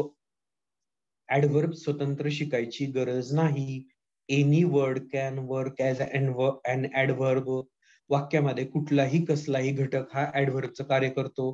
For example, I visited Pandharpur on 20th of December. मी 20th ऑफ जानेवारी, 20th जानेवारीला आता पंढरपूरला आलो होतो. पंढरपूर विठुरायाचं दर्शन घेतलं. आमच्या एका मित्राचं लग्न होतं तिथे, त्यामुळे त्या दिवशी आलो होतो. आता पहा, पंढरपूर हे नाउन असून ऍडव्हर्बचं कार्य करतं. कसं? व्हेअर वेंट, कुठं गेलो होतो? टू पंढरपूर. मग हे कुठलाही कसलाही शब्द आहे. हे पहा, केव्हा, कधी, कुठे, कसे, का, किती वेळेस, कितीदा, कशासाठी? Why, where, when, how, how far, how long. हे जर आपण शब्द प्रश्न विचारले तर येणारे शब्द हे ऍडव्हर्ब असतात. आणि व्हॉट आणि हुम हे प्रश्न विचारले असता मिळालेले शब्द हे सब्जेक्ट ऑब्जेक्ट मध्ये असतात, नाउन किंवा प्रोनाउन असतात, कर्म असतात ते. चला पुढे जाऊया आता. हे प्रमुख तुम्हाला घटक अभ्यासायचे आहेत. चला आता जाऊयात. सोप्यात सोपं करायचं का इंग्रजी? चला, गणितामध्ये असतं बघा, a plus B bracket square is equal to A square plus 2ab plus B square. A minus B bracket square is equal to A square minus 2ab plus B square. हे जसे सूत्र पाठ करतो गणितामध्ये, पाढे आणि सूत्र जेवढे पाठ तेवढं गणित पक्क. एखाद्याला केमिस्ट बनायचंय, मग त्याला काय शिकावं लागेल? केमिस्ट बनण्यासाठी त्याला पिरियोडिक टेबल चांगला पाठ होणं, त्याच्या व्हॅलन्सीस, त्याचे सगळं पाठ असलं की तुम्हाला केमिस्ट्री चांगली जमते. इंग्रजीमध्ये असंच आहे, तुम्हाला शब्द आणि वाक्यरचना चांगली पाठ पाहिजे. चला बघूयात बेसिक वाक्यरचना. सगळ्यात आधी बघूया, फक्त एकच क्रियापद आणि फुल स्टॉप ठेवला एक संपूर्ण वाक्य तयार होतं. बघा, come full stop, go full stop, wait थांबा फुल स्टॉप, सेंड पाठवा. The commander said to the soldiers come on fire. आज्ञा झाली, इम्पेरेटिव्ह मोड आहे. हे सगळे आज्ञार्थी वाक्य झाले. These are the basic patterns of the sentences. चला वाढवूया वाक्य. सेकंड आहे verb plus object. Send notice, त्याला एक नोटीस पाठवा. व्हर्ब प्लस एक ऑब्जेक्ट घेतलं, व्हॉट सेंड, काय पाठवा? नोटीस. चला आपण त्याच्यामध्ये आता 2 ऑब्जेक्ट टाकूया. टाकले 2 object. Verb plus object plus object. Send him an email, त्याला एक ईमेल पाठवा. काय पाठवा? ईमेल. कोणाला पाठवा? त्याला. आत्ताच सांगितलं मी तुम्हाला, मुख्य क्रियापदाला व्हॉट आणि हुम हे प्रश्न विचारले असता आलेले सर्व शब्द हे ऑब्जेक्ट असतात. आणि केव्हा, कधी, कुठे, कसे, का, किती वेळेस, कितीदा हे प्रश्न विचारले असता आलेले सर्व शब्द हे ऍडव्हर्ब असतात. घ्या आता ऍडव्हर्ब खाली. Verb plus adverb plus adverb. चौथी वाक्यरचना, structure, formula. Send now by post. हे पुस्तक पाठवायचं मला मित्राला गावाकडे. कशाने पाठवू? पोस्टाने पाठव. कधी पाठवू? आत्ता लगेच पाठव, पोस्ट उघड असेल. म्हणजे वर्किंग डे ला म्हणतो मी. चला पुढे जाऊयात आता. पुढची वाक्यरचना पाहूया. Subject plus verb. I send, he sends, she sends. तृतीय पुरुष एकवचनी करता असेल की मुख्य क्रियापदाला वर्तमान काळामध्ये यस ईएस प्रत्यय लावला जातो. बाकी सगळ्याला मूळ रूपामध्ये क्रियापद घेतलं जातं. I send, we send, you send. रचना काय झाली पाचव्याची? कमीत कमी रचना आहे सब्जेक्ट प्लस व्हर्ब. आता थोडी वाढूयात आपण ही वाक्य रचना. कशी होते बघा. Subject plus verb plus object. I send letters. मी पाठवतो पत्र. पाठवणारा कोण? मी. तो झाला कर्ता. काय पाठवतोय? लेटर्स. ऑब्जेक्ट झालं ते. आणि क्रिया कुठले? सेंड. चला 7 वाक्य बघा. Subject plus verb plus object plus object. I sent him a parcel. मी त्याला काल एक पार्सल पाठवलं बाबा. पाठवणारा कोण? आय. कर्ता झाला. क्रिया कुठले? सेंट. कोणाला पाठवलंय? हिम. आणि काय पाठवलंय? अ पार्सल. चला आता दरवेळेस ऑब्जेक्ट असेल असं नाही. Subject plus verb plus adverb plus adverb plus adverb. Clear? चला बघूया आता कसं होणार. I went to Mumbai yesterday by the Shivneri, Shivshahi, मिठाई, काहीतरी नाव असेल. ह्याच्यामध्ये बघा आता सब्जेक्ट खाली सब्जेक्ट दिला आय. व्हर्ब कुठलाय? वेंट. ऍडव्हर्ब कुठलाय? टू मुंबई. नाऊन असून ऍडव्हर्बचं कार्य करते. कुठं गेलतो? मुंबईला गेलतो. कधी गेलतो? येस्टरडे. परत ऍडव्हर्ब आहे. शेवटी पण बघा कशाने गेलतो? मीन्स साधन काय होतं? हाऊ. By the Shivneri. चला subject plus verb plus object plus adverb. एक व्हर्ब घेतला आणि एक ऑब्जेक्ट घेतला आणि एक ऍडव्हर्ब घेतला. बघा I sent the parcel yesterday. मी काल ते पार्सल येस्टरडेने पाठवलं, कुरिअरने, पोस्टने वगैरे. सब्जेक्ट आहे आय, व्हर्ब आहे सेंट, ऑब्जेक्ट आहे द पार्सल आणि ऍडव्हर्ब आहे येस्टरडे. ओके. चला सगळ्यात मोठी वाक्यरचना पाहिजे का तुम्हाला? हे बघा. Subject plus helping verb plus helping verb plus main verb plus object plus adverb plus adverb plus adverb. एवढी लांब लचक मोठी वाक्यरचना असू शकते का? होय. Look at your screen. I shall have sent my dear friend a beautiful greeting card on his or her birthday next week to Mumbai, Pune, Kolhapur, Sangli, Satara by courier. मी माझ्या मित्राला, प्रिय मित्राला, मैत्रिणीला एक सुंदर भेट कार्ड पाठवलेलं असेल त्याच्या तिच्या वाढदिवसाला पुढच्या आठवड्यामध्ये मुंबईला, साताऱ्याला, सांगलीला, कोल्हापूरला बाय कुरिअर. बघा ह्याच्यात शब्द फोड करूया आपण. ह्याच्यामध्ये सब्जेक्ट कोण आहे माहिती का? आय हा सब्जेक्ट आहे. त्याच्यानंतर तुम्हाला काय दिसतंय बघा बरं. त्याच्यानंतर आहे हेल्पिंग वर्ब शाल. दुसरं हेल्पिंग वर्ब कुठला आहे? हॅव. मेन वर्ब कोण आहे? सेंट. माय डिअर फ्रेंड हे ऑब्जेक्ट आहे. त्याच्यामध्ये फ्रेंड हे नाउन आहे, माय आणि डिअर हे ऍडजेक्टिव्ह आहेत त्याचे. काय पाठवलं? A beautiful greeting card. ह्याच्यामध्ये कार्ड हे नाउन आहे आणि ब्युटिफुल आणि आणि ग्रीटिंग हे ऍडजेक्टिव्ह आहेत. कधी पाठवलं? आता ऑन हिज बर्थडे, ऍडव्हर्ब आहे, फ्रेज आहे, ऍडव्हर्बियल फ्रेज. कधी आहे ते? नेक्स्ट वीक मध्ये आहे, ऍडव्हर्ब फ्रेज आहे. कुठं पाठवलंय? टू मुंबई. कशाने पाठवलंय? By courier. बघा subject plus verb plus helping verb main verb object adverb adverb adverb adverb.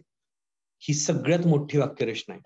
पण मित्रांनो हे वाक्य सिंपल कॉम्प्लेक्स की कंपाऊंड का कंपाऊंड कॉम्प्लेक्स आहे असा प्रश्न विचारला आयोगाने तर काय उत्तर देणार? हे वाक्य सिंपल सेंटेन्स आहे का? तर याच्यामध्ये एकच फायनाइट वर्ब आहे. चला आणखीन एक वाक्यरचना बघूया आपण. 11th subject plus incomplete verb plus complement I am a teacher. आता याच्यामध्ये मित्रमंडळी फसणार तुम्ही सगळे. ऍमला हेल्पिंग वर्ब म्हणणार नाही, म्हणायचं त्याला इनकम्प्लीट वर्ब म्हणायचं. का म्हणायचं माहितीये का त्याला इनकम्प्लीट वर्ब? कारण याच्यामध्ये नंतर काहीच नाहीये, म्हणजे मुख्य क्रियापद नाहीये. समजा मी जर असं घेतलं, I am teaching you English, तर याच्यामध्ये टीचिंग हे मेन वर्ब झालं आणि एम हे त्याचं हेल्पिंग वर्ब झालं आणि पुढे यू आणि इंग्रजी ऑब्जेक्ट झाले. पण इथे मुळात टीचिंगच अब्सेंट आहे ना. मेन व्हर्ब जेव्हा अपूर्ण म्हणजे मेन व्हर्ब जेव्हा गैरहजर असतं वाक्यात त्यावेळेस सहाय्यकारी क्रियापद हे मुख्य क्रियापदाचं कार्य करतं. त्याला सहाय्यक क्रियापद पण नाही म्हणायचं आणि हेल्पिंग व्हर्ब पण नाही म्हणायचं, मेन व्हर्ब पण नाही म्हणायचं, त्याला म्हणायचं अपूर्ण क्रियापद. आणि यानंतर येणारे एक किंवा अनेक घटक याला पूरक म्हणायचं, complement.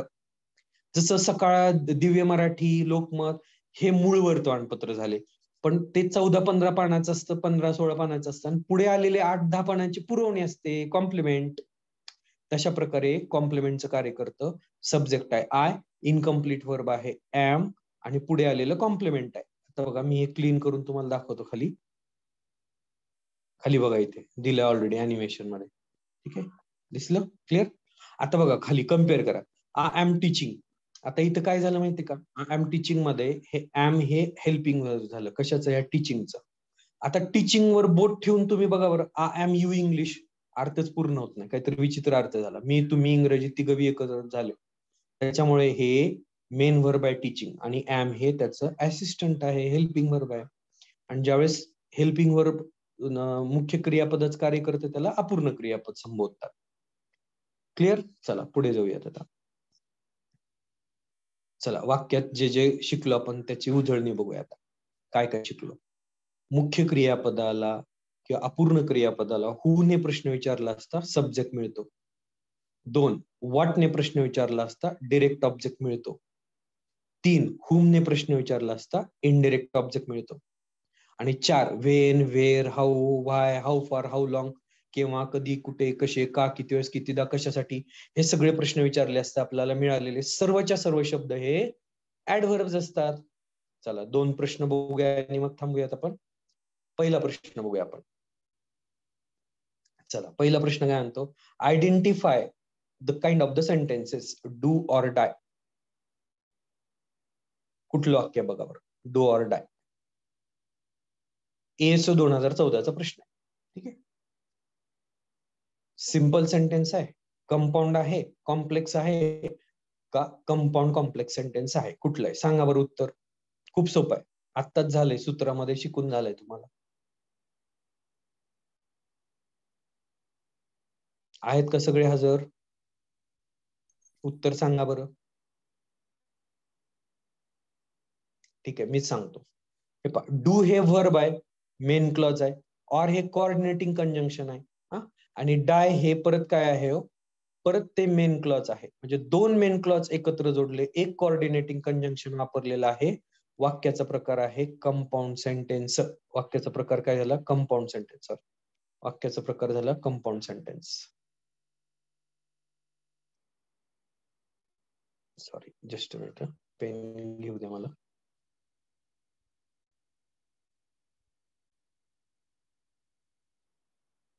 Option number 2 second is the correct one. चला दुसरा आहे, identify the subject in the given sentences. Combine मध्ये आहे. That she survived in those condition passes the belief. याच्यामध्ये वाक्यातला तुम्हाला सब्जेक्ट शोधायला सांगितलेला आहे. वाक्यात कर्ता कोण आहे? कंबाईनचा प्रश्न 2016चा. आणि याचं उत्तर आहे मित्रांनो पर्याय क्रमांक 3. Answer option number 3. हा क्लॉज आहे, हा नाउन क्लॉज आहे. कोणाचा नाउन क्लॉज आहे माहिती का? ह्या वाक्यामध्ये पासेस हे मेन व्हर्ब आहे आणि त्याचा हा काय झाला? सब्जेक्ट झाला. हा एवढा सगळा सब्जेक्ट झाला. ओके, ठीक आहे मित्रांनो. तर 1 तास झालाय कम्प्लिटली. सोप्यात सोप्या पद्धतीने तुम्हाला हे समजलेलं आहे असं मी अपेक्षा करतो. शेळगावकर सरांचे खूप खूप धन्यवाद. तुम्ही सर्वांनी जॉईन केलं, तुमचे खूप खूप धन्यवाद. तर खूप छान असा मराठी इंग्रजीमध्ये अभ्यास करा आणि आपल्या पोस्ट निश्चित करा. ज्याला भाषा विषयामध्ये सगळ्यात चांगले मार्क मिळतील तो सगळ्यात चांगली पोस्ट घेणार. ओके, असंच परत एकदा भेटूयात, असंच एखादं सोपं महत्वाचं लेक्चर घेऊन. तोपर्यंत मी आपली रजा घेतो. Thank you very much.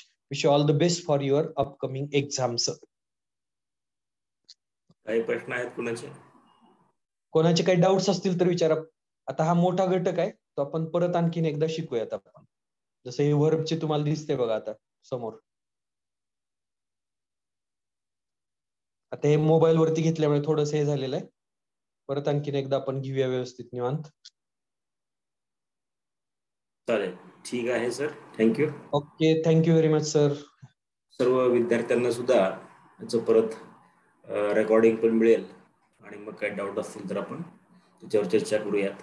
तर आजचं सेशन या ठिकाणी संपत आहे असं मी जाहीर करतो. धन्यवाद.